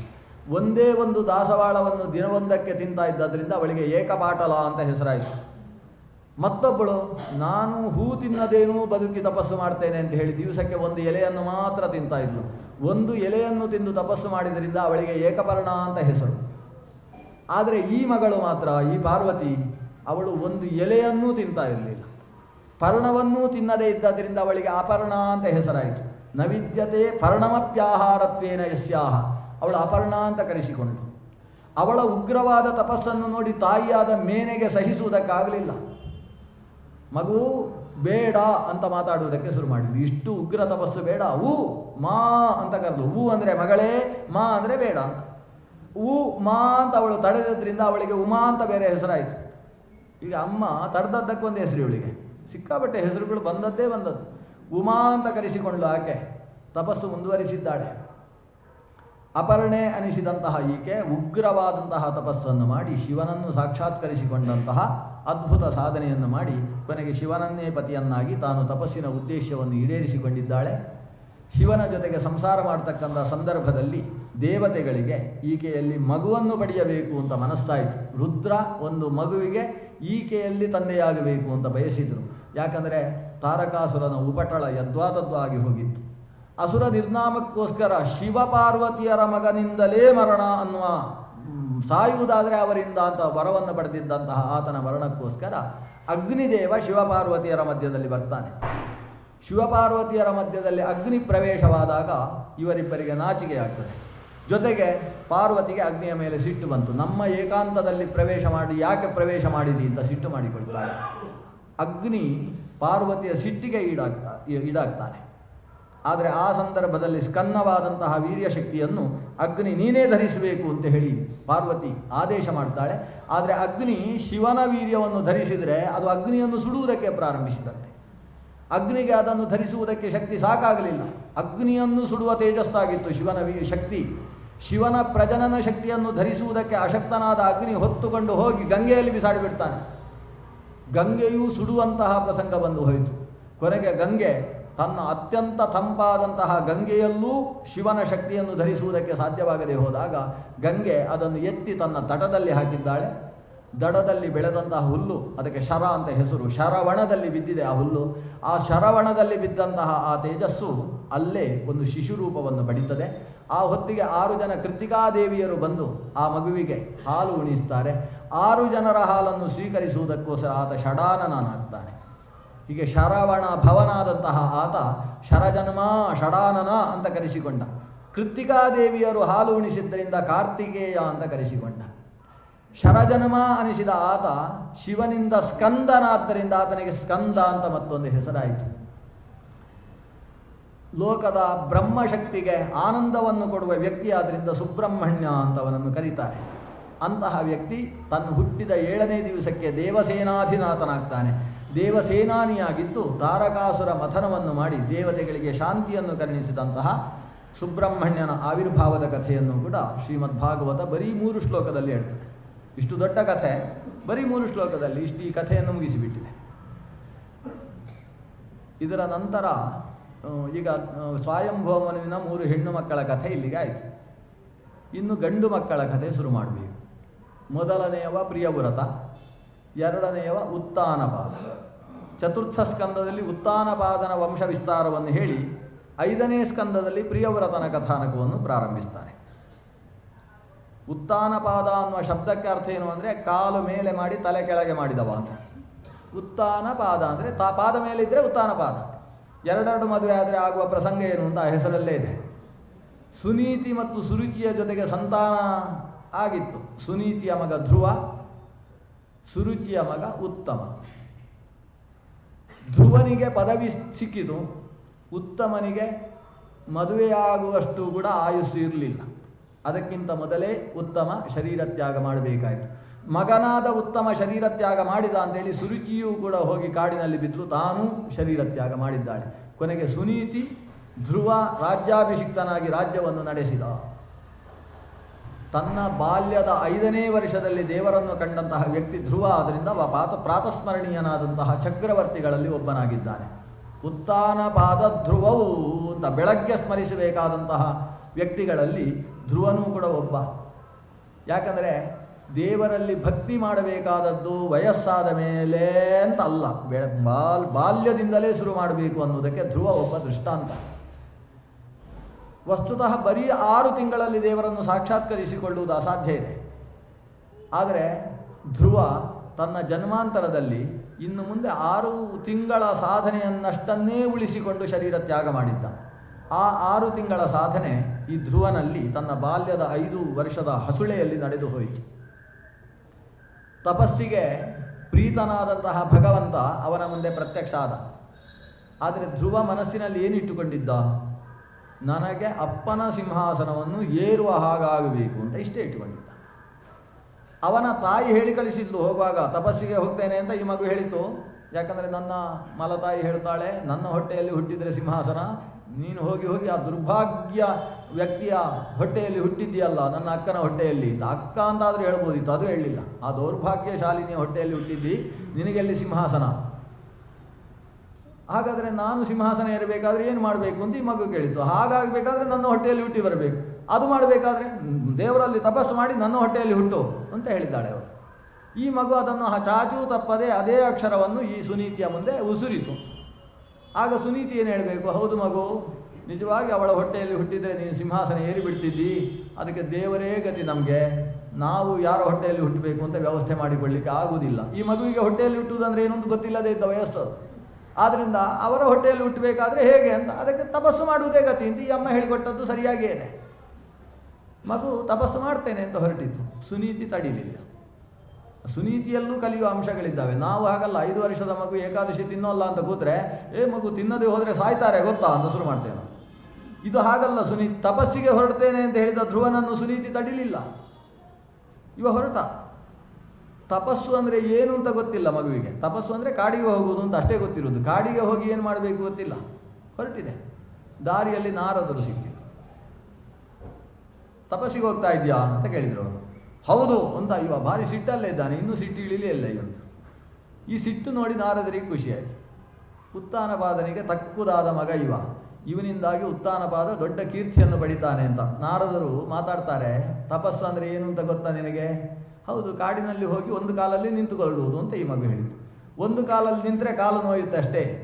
ತಪಸ್ಸಿನಿಂದ ಸಾಧನೆ ಮಾಡುವುದು ಹೇಗೆ ಅದೆಲ್ಲ ಗೊತ್ತಿಲ್ಲ ಅಂತ ಈ ಮಗು ಬಗ್ಗಿತು. ಆಗ ನಾರದರು ಹೇಳ್ತಾರೆ, ಹಾಗಾದರೆ ಕೇಳು, ನಿಂಗೆ ಎಷ್ಟು ವಯಸ್ಸು? 5 ವರ್ಷ. 5 ವರ್ಷದ ಹೊತ್ತಿಗೆ ಮಾನ ಅಪಮಾನ ಸಮಾನ.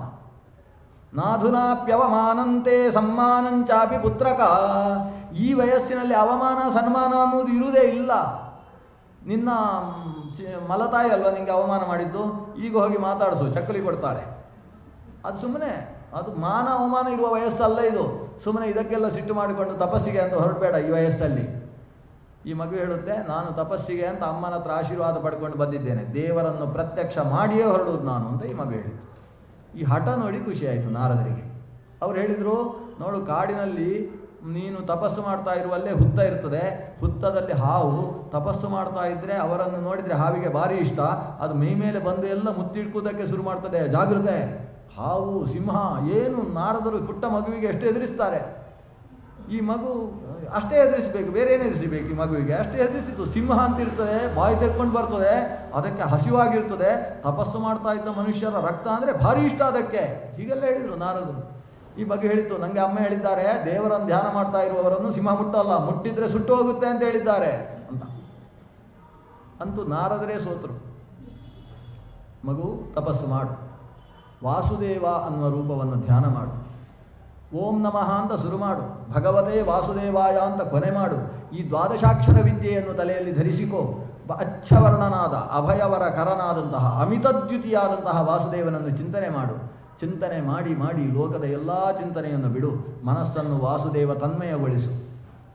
ಈ ಗುರುಗಳ ಉಪದೇಶವನ್ನು ಚಾಚೂ ತಪ್ಪದೆ ಅನುಷ್ಠಾನ ಮಾಡಿದ ಮಗು. ಹಸಿವಾಯಿತು ಅಂದರೆ ಒಂದು ಎಲೆ ತಿಂತಾ ಇದ್ದವ, ಅದನ್ನು ನಿಲ್ಲಿಸಿದ. ಕೊನೆಗೆ ಕೇವಲ ಗಾಳಿ, ಪವನಾಶನನಾಗಿ 6ನೇ ತಿಂಗಳಲ್ಲಿ ತಪಸ್ಸು, ಕುಂಭಕದಲ್ಲಿ ಕೂತವ ಗಾಳಿಯೂ ತೆಗೊಳ್ತಾ ಇಲ್ಲ. ಈ ಸ್ಥಿತಿಯಲ್ಲಿ ಪ್ರಪಂಚದಲ್ಲೇ ಒಂದು ರೀತಿಯ ಬಿಗು ವಾತಾವರಣ ನಿರ್ಮಾಣವಾಯಿತು. ಯಾಕಂದರೆ ಧ್ರುವ ಮಾಡ್ತಾ ಇದ್ದದ್ದು ಸಕಾಮ ತಪಸ್ಸು, ಉತ್ತಮವಾದ ಸ್ಥಾನ ಲಭ್ಯವಾಗಬೇಕು ಅಂತ ಮಾಡ್ತಾ ಇರತಕ್ಕಂಥ ತಪಸ್ಸು. ಕೊನೆಗೆ ವಾಸುದೇವ ರೂಪಿಯಾದ ಭಗವಂತ ಅವನ ಮುಂದೆ ಪ್ರತ್ಯಕ್ಷ ಆದ. ದೇವರು ಎದುರುಗಡೆ ನಿಂತಿದ್ದಾನೆ, ಧ್ರುವ ಕಣ್ಣು ತೆಗಿತಾ ಇಲ್ಲ, ಒಳಗಿಂದ ವಾಸುದೇವನನ್ನು ಕಾಣ್ತಾ ಇದ್ದಾನೆ. ಆಗ ಆ ವಾಸುದೇವ ಇವನ ಒಳಗೆ ಕಾಣ್ತಾ ಇದ್ದಂತಹ ವಾಸುದೇವ ಮೂರ್ತಿಯನ್ನು ಅದೃಶ್ಯಗೊಳಿಸಿದ. ಇವ ಭಯಗ್ರಸ್ತನಾಗಿ ಕಣ್ಣು ತೆಗೆದ, ಯಾಕೆ ದೇವರು ತಪ್ಪಿ ಹೋದರು ಒಳಗಿಂದ ಅಂತ. ಅದೇ ರೂಪ ಮುಂದುಗಡೆ ಕಾಣಿಸಿ, ಮಾತು ಬರಲಿಲ್ಲ, ಬಾಯಿ ಒಣಗಿತು. ಅದ್ಭುತವನ್ನು ಅನುಭವಿಸ್ತಾ ಇದ್ದಾನೆ ಆತ. ಆ ವಾಸುದೇವ ತನ್ನ ಶಂಖ, ಅದು ವೇದಮಯವಾದಂತಹ ಶಂಖದಿಂದ ಈತನ ಕೆನ್ನೆಯನ್ನು ಸವರಿದ್ದಾನೆ. ಆ ವೇದಮಯವಾದ ವಾಕ್ಶಕ್ತಿ ಈತನಲ್ಲಿ ಶಂಖದ ಮೂಲಕ ಅಂತರ್ಗಳು ಆಯಿತು. ಆ ಮಾತಿನಿಂದ ತಯೋಂತ ಪ್ರವಿಶ್ಯ ಮಮ ವಾಚಮಿಮಾಂ ಪ್ರಸುಪ್ತಾಂ ಸಂಜೀವಯತ್ಯಖಿಲ ಶಕ್ತಿಧರ ಸ್ವಧಾಮ್ನ ಅನ್ಯಾನುಶ್ಚ ಹಸ್ತಚರಣ ಶ್ರವಣತ್ವಗಾದೀನ್ ಪ್ರಾಣಾನ್ ನಮೋ ಭಗವತೆ ಪುರುಷಾಯ ತುಭ್ಯಂ, ನಮೋ ಭಗವತೆ ಪುರುಷಾಯ ತುಭ್ಯಂ. ಪರಮಪುರುಷನಾದಂತಹ ನಿನಗೆ ನಮಸ್ಕಾರ. ಮಾತು ಬರದೇ ಇದ್ದಂತಹ ನನ್ನ ಬಾಯಿಯಲ್ಲಿ ಎಂಥ ಮಾತು ಆಡಿಸ್ತಾ ಇದ್ದಿ ಭಗವಂತ. ಯಹ ಅಂತಃಪ್ರವಿಶ್ಯ ಮಮ ವಾಚಂ ಇಮಾಂ ಪ್ರಸುಪ್ತಾಂ ಸಂಜೀವಯತಿ, ಮಲಗಿದ್ದಂತಹ ನನ್ನ ಮಾತನ್ನು ಸಂಜೀವನಗೊಳಿಸಿದವ ನೀನು ಅಂತಃಪ್ರವೇಶವನ್ನು ಮಾಡಿ ಬರೀ ಮಾತನ್ನು ಮಾತ್ರ ಅಲ್ಲ, ಅನ್ಯಾಶ್ಚ ಹಸ್ತ ಚರಣ ಶ್ರವಣ ತ್ವಗಾದೀನ್, ಎಲ್ಲ ಇಂದ್ರಿಯಗಳಲ್ಲೂ ಒಳಗೆ ಪ್ರವೇಶ ಮಾಡಿ ಶಕ್ತಿ ತುಂಬತಕ್ಕಂತಹ ಓ ಪರಮಪುರುಷ. ಈ ಪುರುಷ ಶರೀರ ಏನಿದೆ ಅದರ ಒಳಗೆ ನಖಶಿಕಾಂತವಾಗಿ ತುಂಬಿರುವ ಕಾರಣದಿಂದಲೇ ಪುರುಷ ಅಂತ ಕರೆಸಿಕೊಂಡಿರುವ ಓ ಭಗವಂತ, ಭಗವತೆ ಪುರುಷಾಯ ತುಭ್ಯಂ ನಮಃ. ಪರಮಪುರುಷನಾದಂತಹ ನಿನಗೆ ನಮ್ಮ ನಮಸ್ಕಾರ. ಒಳಗೆ ತುಂಬಿದ್ದ ರೂಪವೇ ಇಲ್ಲಿ ಹೊರಗೆ ನಿಂತಿದೆ ಅನ್ನುವುದನ್ನು ಸಾಕ್ಷಾತ್ಕರಿಸಿಕೊಂಡು ಆತ ಈ ರೀತಿಯ ಸ್ತೋತ್ರವನ್ನು ಮಾಡಿದ. ಭಗವಂತ ಹೇಳ್ತಾನೆ, ನೀನು ಸಿಂಹಾಸನ ಬೇಕು ಅಂತ ತಪಸ್ಸು ಮಾಡಿದಿ, ಯೋಚನೆ ಮಾಡಬೇಡ, ನೀನೀಗ ಊರಿಗೆ ಹೋಗು, ಅಲ್ಲಿ ನಿನಗೆ ಪೂರ್ಣಕುಂಭ ಸ್ವಾಗತದಿಂದ ನಿನ್ನನ್ನು ಒಳಗೆ ಅರಮನೆಗೆ ಕರ್ಕೊಂಡು ಹೋಗ್ತಾರೆ. 36,000 ವರ್ಷದ ತನಕ ಸಿಂಹಾಸನದಲ್ಲಿ ರಾಜನಾಗಿ ಮೆರಿತಿ, ಆಮೇಲೆ ಶಾಶ್ವತವಾದಂತಹ ಧ್ರುವ ಪದವಿಯನ್ನು ನೀನು ಅಲಂಕಾರ ಮಾಡ್ತೀ. ಇಷ್ಟು ಹೇಳಿದ ಅದೃಶ್ಯನಾದ. ಧ್ರುವನಿಗೆ ಆನಂದವೋ ಆನಂದ, ಆದರೆ ಸ್ವಲ್ಪ ಹೊತ್ತು ಆನಂದ ಅನುಭವಿಸಿದ, ಆಮೇಲೆ ಕಣ್ಣಲ್ಲಿ ನೀರು ಹಾಕುವುದಕ್ಕೆ ಶುರು ಮಾಡಿದ. ಎಂಥ ಅನರ್ಥ ಆಗಿ ಹೋಯಿತು. ಮೋಕ್ಷವನ್ನೇ ಕೊಡುವ ದೇವರು ಕಣ್ಣಾರೆ ಕಂಡು ಬೇಕಾದ್ದು ಕೇಳು ಅನ್ನುವ ಸ್ಥಿತಿಯಲ್ಲಿ ಅನುಗ್ರಹೋನ್ಮುಖನಾಗಿ ನಿಂತಿದ್ದರೂ ನಾನು ಯಾವುದೋ ಅಲ್ಪವಾದ ಅಧ್ರುವವಾದ ಧ್ರುವ ಪದವಿಯನ್ನು ಬಯಸಿ ನಿಂತೆ ಅಲ್ವಾ. ಇದು ಧ್ರುವ ಅನ್ನುವ ಪದವಿ ಹೆಸರಿಗೆ ಧ್ರುವ, ಆದರೆ ಅದು ಅಧ್ರುವ, ಮನ್ವಂತರ ತನಕ ಅಷ್ಟೇ, ಆಮೇಲೆ ಮತ್ತೆ ಇನ್ನೊಬ್ಬ ಧ್ರುವ ಬರುವುದು. ನಾನು ಶಾಶ್ವತವಾದ ಪದವಿ ಅಲ್ಲ ಇದು. ಆದ್ದರಿಂದ ಅಧ್ರುವವಾದಂತಹ ಪದವಿಯನ್ನು ಕೇಳುವುದಕ್ಕೆ ಭಗವಂತನಂತಹ ದೇವರು ಬೇಕೋ? ಅವನನ್ನು ಕಂಡು ನಾನು ತಪ್ಪು ಮಾಡಿದೆ ಅಂತ ಮರುಗಿದ. ಆದರೆ ಸಿಕ್ಕಿದ್ದು ಇಷ್ಟಾದರೂ ದೇವರು ಕೊಟ್ಟಿದ್ದಾನೆ, ಇದನ್ನೇ ಮೋಕ್ಷ ಪದವಿಗೆ ಬೇಕಾದ ಸೋಪಾನವನ್ನಾಗಿಸಿಕೊಳ್ಳಬೇಕು ಅನ್ನೋ ದೃಷ್ಟಿಯಿಂದ ಹೊರಟ. ಸುರುಚಿಯೇ ಮೊದಲು ಬಂದು ಮಾಲೆ ಹಾಕಿ ಆರತಿ ಮಾಡಿತ್ತು. ದೃಷ್ಟಿ ತೆಗೆಯು ಆರತಿ ಮಾಡಿದ್ದು ಸುನೀತಿ ಅಲ್ಲ, ಸುರುಚಿ.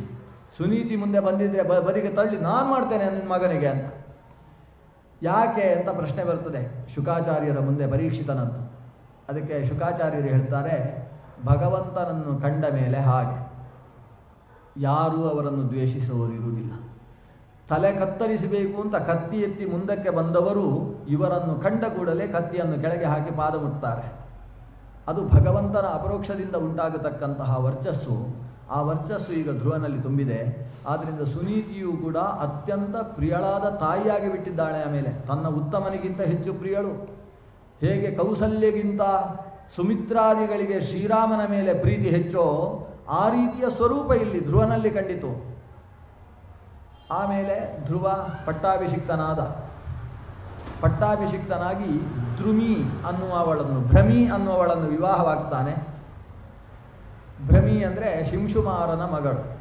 ಶಿಂಶುಮಾರ ಅಂದರೆ ಸಾಕ್ಷಾತ್ ಭಗವಂತನ ಸ್ವರೂಪ. ಅದು ಊರ್ಧ್ವದಲ್ಲಿರುವ ಎಲ್ಲ ರೀತಿಯ ಗೋಲಕಗಳನ್ನು ಕೂಡ ಧರಿಸಿರ್ತಕ್ಕಂತಹ ಭಗವಂತನ ಸ್ವರೂಪ ಶಿಂಶುಮಾರ ಅನ್ನುವ ಚಕ್ರ. ಧ್ರುವ ಶಿಂಶುಮಾರ ಚಕ್ರದ ತುದಿಯಲ್ಲೇ ತಾನು ನಿಂತುಕೊಂಡು ಶಿಂಶುಮಾರನ ಮಗಳಾದಂತಹ ಭ್ರಮಿಯ ಜೊತೆಗೆ ಸಂಸಾರ ಮಾಡ್ತಾನೆ. ಆಕೆಯಲ್ಲಿ ಉತ್ಕಲ ಅನ್ನುವ ಮಗನನ್ನು ಕೂಡ ಬಡಿತಾನೆ. ಇದರ ಮಧ್ಯದಲ್ಲಿ ಒಂದು ಸಲ ಕುಬೇರನ ಜೊತೆಗೆ ಯಕ್ಷರ ಜೊತೆಗೆ ಉತ್ತಮನನ್ನು ಯಕ್ಷ ಕೊಂದ ಅನ್ನುವ ಕಾರಣದಿಂದ ಯುದ್ಧ ನಡೀತದೆ. ಕೊನೆಗೆ ತಂದೆಯಾದಂತಹ ಉತ್ತಾನಪಾದನ ಅಪ್ಪನಾದಂತಹ ಸ್ವಾಯುಭೌಮನುವೇ ಬಂದು ಹೇಳ್ತಾನೆ, ಸಾಕು ಮಗು, ಯುದ್ಧ ನಿಲ್ಲಿಸು ಅಂತ. ಯುದ್ಧ ನಿಲ್ಲಿಸಿದ. ಕುಬೇರನ ಪ್ರೀತಿಗೆ ಪಾತ್ರನಾದ. ಕುಬೇರನಲ್ಲಿ ನಿರಂತರವಾದ ಭಕ್ತಿ ಕೊಡು ಭಗವಂತನಲ್ಲಿ ಅಂತ ಪ್ರಾರ್ಥಿಸ್ತಾನೆ ಧ್ರುವ. ಈ ಧ್ರುವನ ವಂಶದಲ್ಲಿ ಮುಂದೆ ಉತ್ಕಲ, ಆಮೇಲೆ 6ನೇ ತಲೆಯಾಗಿ ಅಂಗ ಅನ್ನುವ ರಾಜ ಬರ್ತಾನೆ. ಅಂಗರಾಜನ ಪತ್ನಿಯ ಹೆಸರು ಸುನೀತ. ಈ ಸುನೀತೆಯಲ್ಲಿ ಅಂಗರಾಜನಿಗೆ ವೇನ ಅನ್ನುವಾಗ ಹುಟ್ಟಿದ. ಮುಂದೆ ಪೃಥು ಅನ್ನುವ ಭಗವತ್ ಸ್ವರೂಪದ ಆವಿರ್ಭಾವ ಆಗ್ತದೆ. ಈ ವೇನನಿಂದಾಗಿ ಎಷ್ಟು ಅನರ್ಥ ಆಗಿ ಹೋಯಿತು ಅಂದರೆ, ವೇನ ಅಂತ ಯಾವ ಅಪ್ಪನೂ ಮಗನಿಗೆ ಹೆಸರಿಡ್ಲಿಕ್ಕೆ ಸಾಧ್ಯ ಇಲ್ಲ. ಯಾಕಂದರೆ ವೇನ ಅನ್ನುವ ಶಬ್ದಕ್ಕೆ ಅರ್ಥ ಏನು ಗೊತ್ತು? ಕತ್ತರಿಸಿ ಹಾಕುವವ ಅಂತ ಅದರ ಶಬ್ದದ ಅರ್ಥ. ವೇನ ಅಂದರೆ ಮಹಾಹಿಂಸಕ ಅಂತ ಅರ್ಥ. ಅಪ್ಪ ಮಗನಿಗೆ ಈ ಹೆಸರಿಡ್ಲಿಕ್ಕೆ ಸಾಧ್ಯ ಇಲ್ಲ. ಮಲತಾಯಿಯಲ್ಲಿ ಆದರೂ ಮಲದಂಥ ಸವತಿಯ ಮಗನಿಗೆ ಇಡ್ಬೋದೇ ಏನು. ಆದರೆ ವೇನ ಅಂತ ಇವನಿಗೆ ಹೆಸರು.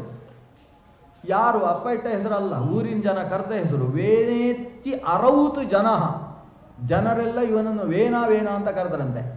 ಯಾಕೆ ವೇನ ಅಂತ ಕರೆದ್ರು? ಯಾಕಂದರೆ ಇವ ಅಷ್ಟು ಹಿಂಸಕನಾಗಿದ್ದ. ಹಿಡ್ಕೊಳ್ಳುವುದು, ಪುಟ್ಟ ಮಕ್ಕಳನ್ನು ತರುವುದು, ನದಿಯಲ್ಲಿ ಬಿಸಾಡುವುದು, ತಲೆ ಜುಟ್ಟು ಹಿಡಿದು ಕೆಳಗೆ ಮುಳುಗಿಸುವುದು, ಅವರು ಒದ್ದಾಡುವುದನ್ನು ನೋಡಿ ಖುಷಿ ಪಡುವುದು. ಈ ಭಾಗವತದಲ್ಲಿ ಇಬ್ಬರು ಇಂತಹ ಸಮಾನ ವ್ಯಕ್ತಿತ್ವದವರು ಕಾಣಿಸ್ತಾರೆ. ಒಬ್ಬ ಈ ವೇನ, ಇನ್ನೊಬ್ಬ ಅಸಮಂಜಸ ಅಂತ ಒಬ್ಬ ಸೂರ್ಯವಂಶದ ರಾಜ. ಅಂಶುಮಂತನ ಅಪ್ಪ ಸಗರನ ಮಗ ಅಸಮಂಜಸ ಅಂತ ಅವನ ಹೆಸರು. ಈ ಅಸಮಂಜಸನ ಹಾಗೆ ಸರಯೂ ನದಿಯಲ್ಲಿ ಹೋಗುವುದು, ಮುಳುಗಿಸುವುದು, ಚಿಕ್ಕ ಮಕ್ಕಳನ್ನು ಎತ್ತಿ ಬಿಸಾಡುವುದು. ಎಷ್ಟು ಸುಮಾರು 300-400 ಮಕ್ಕಳನ್ನು. ಈ ಮಕ್ಕಳನ್ನೆಲ್ಲ ಎತ್ತಿ ಬಿಸಾಡ್ತಾನೆ ಅಂತ ರಾಜನಿಗೆ ಸುದ್ದಿ ಬಂತು, ಸಗರನಿಗೆ. ಸಗರ ಹೇಳಿದ, ಇವನನ್ನು ಗಡೀಪಾರು ಮಾಡಿಬಿಡಿ ಅಂತ. ಗಡೀಪಾರು ಮಾಡಿ ಅಂತ ಹೇಳಿ ಎಲ್ಲ ಕೋಳ ಹಾಕಿ ಹಿಡ್ಕೊಂಡು ಹೋಗ್ತಾರೆ. ಸರಯೂ ನದಿಯನ್ನು ದಾಟಿಸಿಕೊಂಡು ಹೋಗಬೇಕು. ಸರಯೂ ನದಿ ಹತ್ರ ಇವೆ ಹೇಳ್ತಾನೆ ತನ್ನ ಕೈ ಕೋಳ ಹಾಕಿದವರಿಗೆ, ಒಮ್ಮೆ ಬಿಡಿಸಿ, ನಾನು ಸರಯೂನಲ್ಲಿ ಒಂದು ಸ್ನಾನ ಮಾಡಿ ಆಮೇಲೆ ಬರ್ತೇನೆ ಅಂತ. ಈ ರಾಜಕುಮಾರ ಇಷ್ಟು ಬೇಡಿಕೊಂಡಾಗ ಹೇಗೆ ಮಾಡುವುದು ಅಂತ ಕೈಯಲ್ಲಿದ್ದ ಕೋಳವನ್ನು ಕಾಲಿಗೆ ಸಿಕ್ಕಿಸಿ ಅವನನ್ನು ಬಿಡ್ತಾನೆ. ಇವ ಮೆಲ್ಲ ಹೆಜ್ಜೆಯ ಮೇಲೆ ಹೆಜ್ಜೆ ಇಟ್ಟುಕೊಂಡು ನದಿಗೆ ಹೋಗಿ ಮುಳುಗ್ತಾನೆ. ಮುಳುಗಿ ಯಾರ್ಯಾರನ್ನು ಬಿಸಾಡಿದ್ದಾನೆ ಅವರನ್ನೆಲ್ಲ ಜೀವಸಹಿತವಾಗಿ ಹೊರಗೆ ತಂದು ಕೊಡ್ತಾನೆ. ಕೊಟ್ಟು ಕಳಿಸಿ ಅಂತ. ಗಡೀಪಾರಾಗಿ ಹೋದ, ಆದರೆ ಸಾಯಿಸಿದ್ದವರನ್ನೆಲ್ಲ ಬದುಕಿಸಿ ಹೋದ ಅಸಮಂಜಸ. ಯಾಕೆ ಹೀಗೆ ಮಾಡಿದಿ ಅಂತ ಯಾರೂ ಪ್ರಶ್ನಿಸಲಿಲ್ಲ ಅವನನ್ನು. ರಾಜನ ಆಜ್ಞೆಯಾಗಿದೆ, ಸಹಿಯಾಗಿದೆ ಅಂತ ಎತ್ಕೊಂಡು ಹೋದರು. ಅವನಿಗೆ ಗಡೀಪಾರ ಆಗಬೇಕಿತ್ತು, ಅದಕ್ಕೋಸ್ಕರ ಇಷ್ಟು ಮಾಡಿದ್ದ. ಈ ರಾಜನಲ್ಲಿ ಒಳ್ಳೆ ಚೆನ್ನಾಗಿತ್ತು ಅಂತಾದರೆ ನಾನೇ ರಾಜನಾಗಿ ಮತ್ತೆ ಒದ್ದಾಡಬೇಕಾಗುತ್ತೆ ಅಂತ ತಾನು ಶರೀರದ ಮೇಲೆ ಸಂಬಂಧವನ್ನು ಬಿಟ್ಟಂತಹ ದೊಡ್ಡ ಜ್ಞಾನಿಯಾಗಿದ್ದ ಅಸಮಂಜಸ. ಆ ಊರಿನವರು ಅಸಮಂಜಸ ಅಂತ ಕರೆದ್ರು, ಹೆಸರು ಅಸಮಂಜಸ ಅಂತಲೇ ಆಯಿತು ಅವನಿಗೆ. ಆದರೆ ದೊಡ್ಡ ಜ್ಞಾನಿ ಇದ್ದ ಅನ್ನೋದನ್ನು ಶ್ರೀಮದ್ ಭಾಗವತದ 9ನೇ ಸ್ಕಂದ ಉಲ್ಲೇಖ ಮಾಡ್ತದೆ. ಆದರೆ ವೇನ ಮಾತ್ರ ಹಾಗಲ್ಲ. ಅವನು ಹಿಂಸಕನೇ ಆಗಿದ್ದ, ದುಷ್ಟನೇ ಆಗಿದ್ದ, ಖಳನಾಗಿದ್ದ.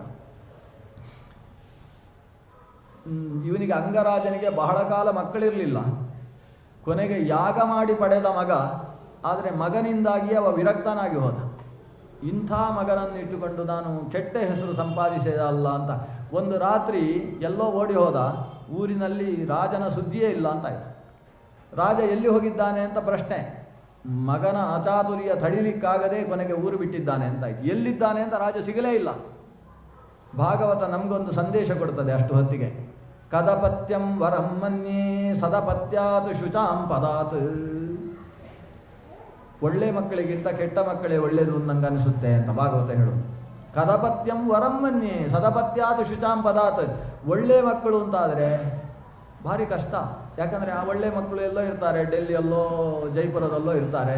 ಅಲ್ಲಿ ಅವರು ನಾವು ಮನೆಯಲ್ಲಿ ಉಪ್ಪಿನ ಕಾಯಿ ಹಾಕುವಾಗ ಅವರಿಗೆ ನೆನಪು, ಪಾಪ ಆ ಮಗನಿಗೆ ಯಾರು ಚಟ್ನಿ ಪುಡಿಯೂ ಕೊಡುವವರಿಲ್ಲ, ನಾವು ಹೇಗೆ ತಿನ್ನು, ಕಷ್ಟಪಟ್ಕೊಂಡೇ ಉಪ್ಪಿನಕಾಯಿ ತಿಂತಾವೆ ಇಲ್ಲಿ ಅಪ್ಪ ಅಮ್ಮಂದಿರು.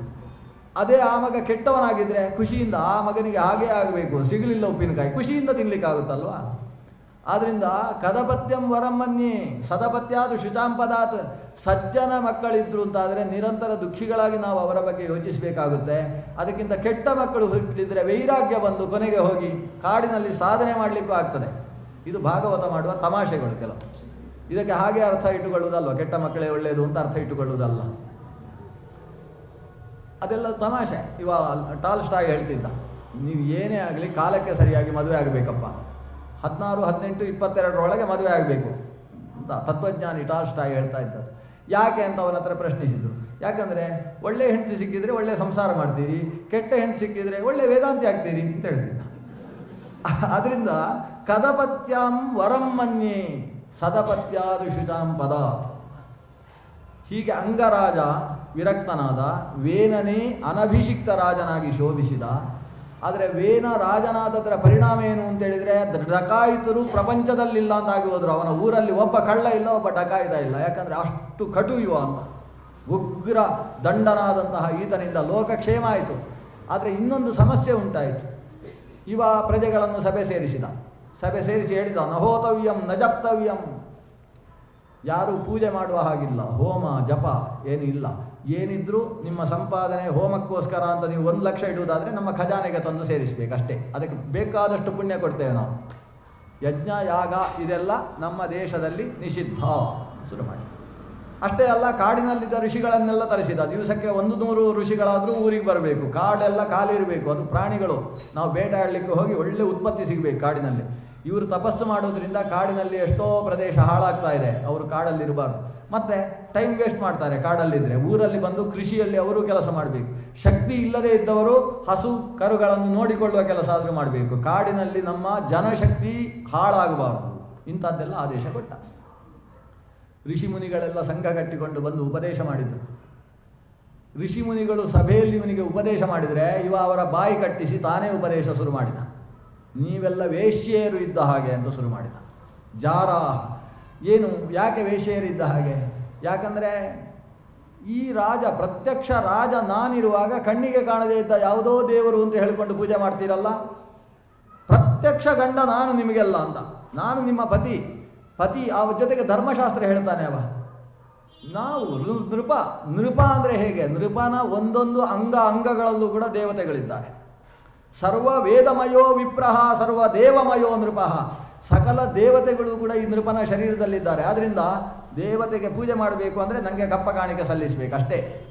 ಅದು ಬಿಟ್ಟು ಯಾವುದು ಕಣ್ಣಿಗೆ ಕಾಣದೇ ಇದ್ದ ದೇವತೆಗಳನ್ನು ನಂಬಿಕೊಂಡು ಏನು ಪೂಜೆ ನಿಮ್ಮದು? ಈ ಋಷಿಮುನಿಗಳು ಅರ್ಥ ಮಾಡಿಸುವುದಕ್ಕೆ ಪ್ರಯತ್ನ ಪಟ್ಟರು. ಕೊನೆಗೆ ಇವನ ಮಾತಿನ ಮುಂದೆ ಮಾತು ನಡಿಲಿಲ್ಲ. ಊರಿನಲ್ಲಿ ಜಪ ಇಲ್ಲ, ಪೂಜೆ ಇಲ್ಲ ಅಂತಾದಾಗ ಬರಗಾಲ ಬಂತು. 12 ವರ್ಷದ ತನಕ ಮಳೆ ಸುರಿಲಿಲ್ಲ. ಊರಿನ ಜನ ಒದ್ದಾಡುವುದನ್ನು ನೋಡಿ ಋಷಿಮುನಿಗಳಿಗೆ ಇಷ್ಟ ಆಗಲಿಲ್ಲ. ಅವರು ಮಾತಾಡಿಕೊಳ್ತಾರೆ, ನಾವು ವೇದಗಳಲ್ಲೇ ಮುಳುಗಿದವರು, ಆದರೆ ಪ್ರಜೆಗಳು ಇಷ್ಟು ತೊಂದರೆ ಅನುಭವಿಸ್ತಾ ಇರುವಾಗ ನಾವು ಸುಮ್ಮನಿರುವುದು ಸರಿಯಲ್ಲ. ಯಾರು ವೇದಾಂತಾದಿಗಳನ್ನು ಅಧ್ಯಯನ ಮಾಡಿಯೂ ಕೂಡ ಊರಿನಲ್ಲಿರುವ ಕಷ್ಟದ ಜನರ ಕಡೆಗೆ ಮನಸ್ಸನ್ನು ಸ್ರವಿಸುವುದಿಲ್ಲವೋ ಅಂಥವನ ಬ್ರಹ್ಮ, ಅವನ ವೇದ ಅಧ್ಯಯನ ಏನಿದೆ ಅದು ಭಿನ್ನ ಭಾಂಡಾತ್ ಪಯೋ ಯಥಾ ತಸ್ಯಾಪಿ ಸ್ರವತಿ ಬ್ರಹ್ಮ. ಅವನ ವಿದ್ಯೆಯೂ ಕೂಡ ಹರಿದು ಹಾಳಾಗಿ ಹೋಗುತ್ತೆ, ಹೇಗೆ ತೂತಾಗಿರುವ ಮಡಿಕೆಯಿಂದ ಹಾಲು ಸುರಿದ ಹಾಗೆ. ಆದ್ದರಿಂದ ನಾವು ಈಗ ಪ್ರತಿಸ್ಪಂದನ ಕೊಡಬೇಕಾಗುತ್ತೆ. ಅವರು ಸೇರಿಕೊಂಡು ಕೊನೆ ಮಾತು ಅಂತ ಹೇಳಿದರು ರಾಜನ ಹತ್ರ, ನಾವು ಕೊನೆಯ ಉಪದೇಶ ಕೊಡ್ತೇವೆ, ಇದಕ್ಕೆ ನೀನು ಬಗ್ಗಿ ನಡೆದರೆ ನಿನಗೆ ಕ್ಷೇಮ, ಇಲ್ಲೇ ಹೋದರೆ ಸಿಂಹಾಸನ ಬರಿದಾದೀತು, ಜಾಗ್ರತೆ ಅಂತ ಹೇಳ್ತಾರೆ. ಇವ ಅವರನ್ನು ಕತ್ತಿ ಹಿಡಿದು ಝಳಪಿಸಿ ಸಾಯಿಸುವುದಕ್ಕೆ ಮುಂದಾಗುವ ಪರಿಸ್ಥಿತಿಗೆ ಮುಂದೆ ಬರ್ತಾನೆ. ಆವಾಗ ಈ ಋಷಿಗಳು ಹುಂಕಾರವನ್ನು ಮಾಡಿ ಆತನನ್ನು ಬೀಳಿಸ್ತಾರೆ. ಬರೀ ಹುಂಕಾರದಿಂದ ಈತ ವ್ಯಸುವಾಗಿ ಬಿದ್ದ, ಪ್ರಾಣ ಕಳೆದು ನೆಲದಲ್ಲಿ ಬಿದ್ದ. ಇವನ ಪ್ರಾಣ ಹೋದದ್ದೇ ತಡ ಊರಲ್ಲಿ ಡಕಾಯಿತರು ಪರ ಊರಿನಲ್ಲಿದ್ದವರೆಲ್ಲ ಊರಿಗೆ ಬಂದರು. ಊರಿನಲ್ಲಿ ಅರಾಜಕತೆ ಅನ್ನೋದು ದೊಡ್ಡದಾಗಿ ವಿಜೃಂಭಿಸಿ ಬಿಟ್ಟಿತು. ಆವಾಗ ಋಷಿಗಳು ಯೋಚನೆ ಮಾಡ್ತಾರೆ, ಸಿಂಹಾಸನ ಬರಿದಾಗಿದೆ, ಅರಾಜಕತೆ ಇದೆ, ಮತ್ತೆ ಧರ್ಮ ಪ್ರತಿಷ್ಠೆ ಆಗಬೇಕು. ಅವರ ಮಂತ್ರಿಗಳು ಋಷಿಗಳು ಸೇರಿ ಇವನ ಶರೀರ ಮಥನವನ್ನು ಮಾಡಿ ಅದರಿಂದ ಬೇಡದೇ ಇದ್ದ ಅಂಶಗಳನ್ನು ತೆಗೆದು ಶುದ್ಧವಾದ ಪೃಥು ಮತ್ತು ಅರ್ಚಿಯ ಆವಿರ್ಭಾವವಾಗುತ್ತೆ. ಸಾಕ್ಷಾತ್ ಭಗವಂತನೇ ಪೃಥು ಅನ್ನುವ ವಿಪ್ರನಲ್ಲಿ ಆವಿಷ್ಟನಾಗಿ ಆವಿರ್ಭವಿಸ್ತಾನೆ. 12 ವರ್ಷದ ತನಕ ಬರಗಾಲದಿಂದ ಬೆಂಡಾಗಿದ್ದಂತಹ ಭೂಮಿಗೆ ತಂಪು ಬಂದ ಹಾಗೆ ಆಯಿತು. ಈತನಿಂದ ಪ್ರಾರಂಭವಾದ ಯಜ್ಞ ಯಾಗಾದಿಗಳಿಂದ ಮಳೆ ಸುರಿಯಿತು. ಭೂಮಿಯಲ್ಲಿ ಏನು ಬೀಜ ಬಿತ್ತಿದ್ರೂ ಕೂಡ ಬೀಜದಿಂದ ಫಸಲು ಇಲ್ಲ ಅನ್ನುವ ಪ್ರಸಂಗ ಇದ್ದದ್ದು ಪೃಥ್ವಿನಿಂದಾಗಿ ಸರಿಹೋಯಿತು.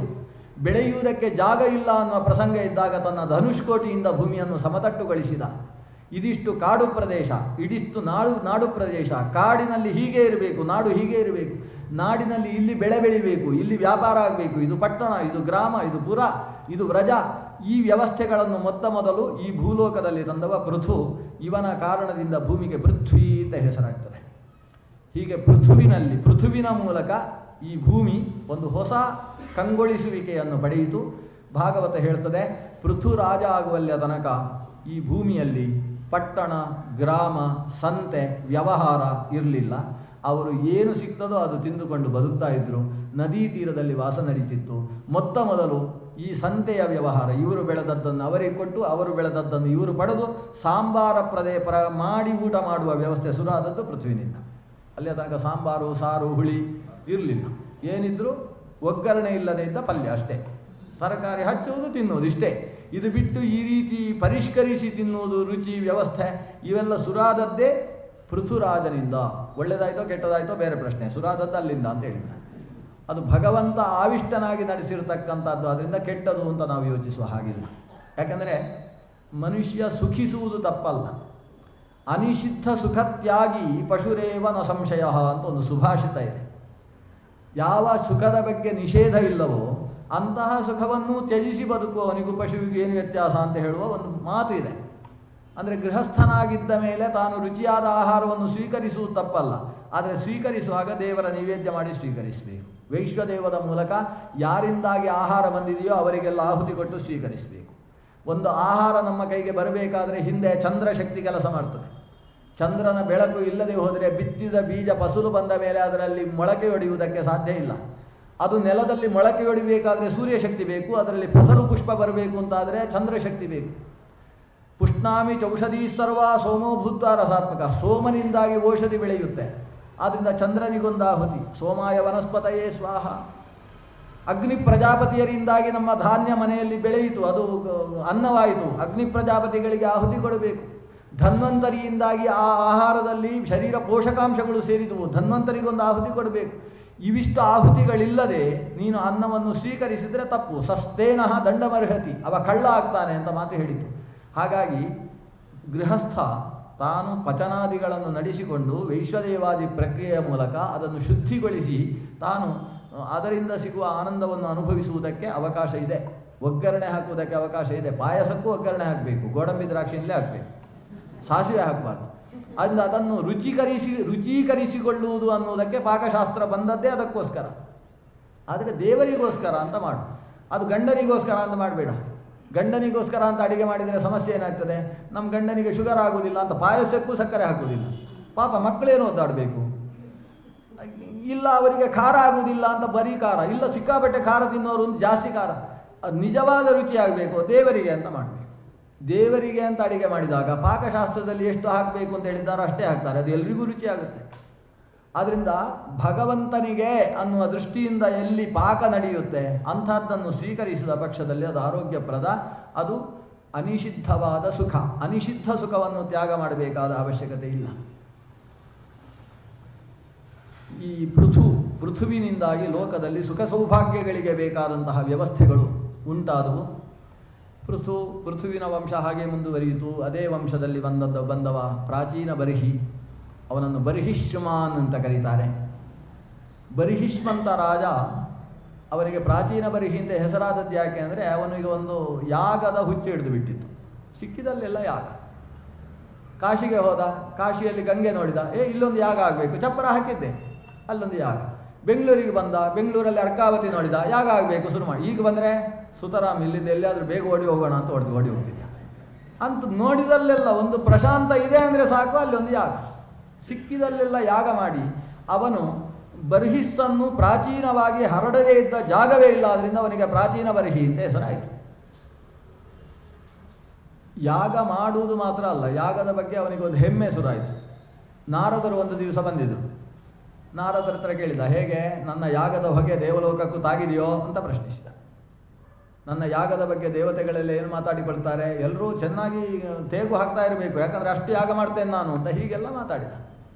ನಾರದರಿಗೆ ಗೊತ್ತಾಯಿತು ಇವನಿಗೆ ಸ್ವಲ್ಪ ಟ್ರೀಟ್ಮೆಂಟ್ ಬೇಕಾಗಿದೆ. ನಾರದರು ಹೇಳಿದರು, ಸ್ವಲ್ಪ ತಲೆ ಎತ್ತಿ ನೋಡು. ನೋಡಿದರೆ ಪಿಶಾಚಿಗಳು ಕಾಣಿಸ್ತಾ ಇದ್ದಾವೆ. ಬಾ ಬಾ ಕಚ್ಚಿ ಬಿಡ್ತೇವೆ, ನಿನ್ನ ಮಾಂಸವನ್ನು ಎಳೆದು ಬಿಡ್ತೇವೆ ಅಂತ ಈಟಿ ಭರ್ತಿ ಹಿಡ್ಕೊಂಡು ಕಾಯ್ತಾ ಇದ್ದಾವೆ. ನಿನಗೆ ಹೆದರಿಕೆ ಆಯಿತು. ನಾರದರ ಹತ್ರ ಕೇಳಿದ, ಏನಿದು ಇದೆಲ್ಲ ಕಾಣಿಸ್ತಾ ಇದೆ, ಏನು? ಅದೇ ನೀನು ಯಜ್ಞದಲ್ಲಿ ಬಲಿ ಕೊಟ್ಟಿದ್ದೀಯಲ್ಲ ಪಶುಗಳು, ಆ ಪಶುಗಳನ್ನು ಬಲಿ ಕೊಟ್ಟು ಅದರ ಮಾಂಸ ಸ್ವಲ್ಪ ಪ್ರಸಾದ ಅಂತ ಕೊನೆಗೆ ಸ್ವೀಕಾರ ಮಾಡಿದೆಯಲ್ಲ, ಅವಳು ಕಾಯ್ತಾ ಇದ್ದಾವೆ. ನಮ್ಮನ್ನು ಬಲಿ ಕೊಟ್ಟಿದ್ದಿ, ನೀನು ಪಶು ಆಗಬೇಕು, ನಾವು ಮನುಷ್ಯರಾಗಬೇಕು, ಎಷ್ಟು ಹೊತ್ತಿಗೆ ನಿನ್ನನ್ನು ಬಲಿ ಕೊಟ್ಟು ನಿನ್ನ ಮಾಂಸ ತಿಂತೇವೆ ಅಂತ ಕಾಯ್ತಾ ಇದ್ದಾವೆ. ಮಾಂಸ ಅನ್ನುವ ಶಬ್ದಕ್ಕೆ ಹಾಗೆ ಅರ್ಥ, ಮಾಂ ಸಹ, ನನ್ನನ್ನು ಅವನು ಅಂತ. ಆ ಶಬ್ದದ ಅರ್ಥವೇ ಹಾಗೆ. ಇವತ್ತು ನೀನು ಅದನ್ನು ತಿಂದರೆ ನಾಳೆ ಅದು ನಿನ್ನನ್ನು ತಿಂದ್ರೇ ಕರ್ಮ ಸಿದ್ಧಾಂತದ ಚಕ್ರ ಪೂರ್ತಿಯಾಗುವುದು. ಹಾಗಾಗಿ ಕಾಯ್ತಾ ಇದ್ದಾವೆ ಅವು. ಇವನಿಗೆ ಇದ್ದಕ್ಕಿದ್ದ ಹಾಗೆ ಏರಿದ್ದ ಪಿತ್ತ ಇಳಿಯಿತು. ನಾನು ಈ ಪಶುಗಳನ್ನೆಲ್ಲ ಬಲಿ ಕೊಟ್ಟು ಅವಕ್ಕೆಲ್ಲ ಸ್ವರ್ಗ ಕೊಟ್ಟಿದ್ದೇನೆ, ನಾನು ಸ್ವರ್ಗದಲ್ಲಿ ದೇವತೆಗಳಿಗೂ ಆಹಾರ ಕೊಟ್ಟಿದ್ದೇನೆ ಅಂತ ಖುಷಿ ಪಡ್ತಾ ಇದ್ದರೆ ನಾನು ಇನ್ನೆಷ್ಟು ಜನ್ಮ ಎತ್ತಬೇಕು? ಒಂದೊಂದು ಯಾಗದಲ್ಲಿ 222 ಪಶುಗಳನ್ನು ಬಲಿ ಕೊಟ್ಟಿದ್ದೇನೆ. ಅಷ್ಟಕ್ಕೆ ಆಗಬೇಕಾದ್ರೆ ಎಷ್ಟು ಜನ್ಮ ಬೇಕಾದಿತ್ತು ನನಗೆ? ಇವನಿಗೆ ಭಾರೀ ಬೇಸರವಾಗಿ ಹೋಯಿತು. ಏನಿದು ಕರ್ಮ? ಕರ್ಮದ ಮರ್ಮ ಏನು ಅಂತ ಅರ್ಥ ಆಗಲಿಲ್ಲ. ಕೈ ಮುಗಿದು ನಾರದರ ಮುಂದೆ ಮಂಡಿಯೂರಿ ಕೂತು ಬಿಟ್ಟ. ತಲೆ ತಿರುಗಿತವನಿಗೆ. ಏನು ಸ್ವಾಮಿ, ಯಾಕೆ ಹೀಗಾಗೋಯಿತು? ಕರ್ಮಣ ಜ್ಞಾನ ಮಾತನೋತಿ ಅಂತ ಶ್ರುತಿ ಹೇಳುವುದಿಲ್ವೇ? ಕರ್ಮದಿಂದ ಅಪಾಮ ಸೋಮಂ ಅಮೃತ ಅಭೂಮ ಅಂತ ಶ್ರುತಿ ಹೇಳುತ್ತೆ. ಇಷ್ಟೆಲ್ಲ ಫಲದಾಯಕವಾದ ಕರ್ಮದಿಂದಲೇ ನಾನು ಸಾಯುವ ಸ್ಥಿತಿ ಬಂತಲ್ಲ, ಯಾಕೆ ಹೀಗಾಯಿತು? ನಾರದರು ಕರ್ಮದ ಮರ್ಮವನ್ನು ಅರುಹುವುದಕ್ಕೋಸ್ಕರ ಕಥೆಯನ್ನು ಹೇಳಿದರು. ಅತ್ರಾಪ್ಯುದಾಹರಂತೀಮಂ ಇತಿಹಾಸಂ ಪುರಾತನಂ, ಪುರಾತನವಾದ ಒಂದು ಇತಿಹಾಸ ಹೇಳ್ತೇನೆ ಕೇಳು ಅಂತ ಒಂದು ಪುರಂಜನೋಪಾಖ್ಯಾನವನ್ನು. ಆಸೀತ್ ಪುರಂಜನೋ ನಾಮ ರಾಜ ನಾಮ ಬೃಹಚ್ಛ್ರವ. ಪುರಂಜನನೆಂಬ ಮಹಾರಾಜನಿದ್ದ ಅನ್ನುವ ಕಥೆಯನ್ನು ಪ್ರಾರಂಭಿಸಿದರು. ಇವತ್ತು ಪುರಂಜನನನ್ನು ಮುಗಿಸೋಣ ಅಂತ ಯೋಚನೆ ಮಾಡಿದ್ದೆ. ಅದೊಂದು ಕನಿಷ್ಠ 10 ನಿಮಿಷ ಹೇಳದೆ ಹೋದರೆ ಹೇಗೆ? ನಾಳೆ ಹೇಳೋಣ. ಪುರಂಜನೋಪಾಖ್ಯಾನದ ಜೊತೆಗೆ ಪಂಚಮಸ್ಕಂದದ ಕಥಾನಕವನ್ನು ನಾಳೆ ಆರಂಭಿಸೋಣ. ಶ್ರೀಕೃಷ್ಣ ಅರ್ಪಣಮಸ್ತು.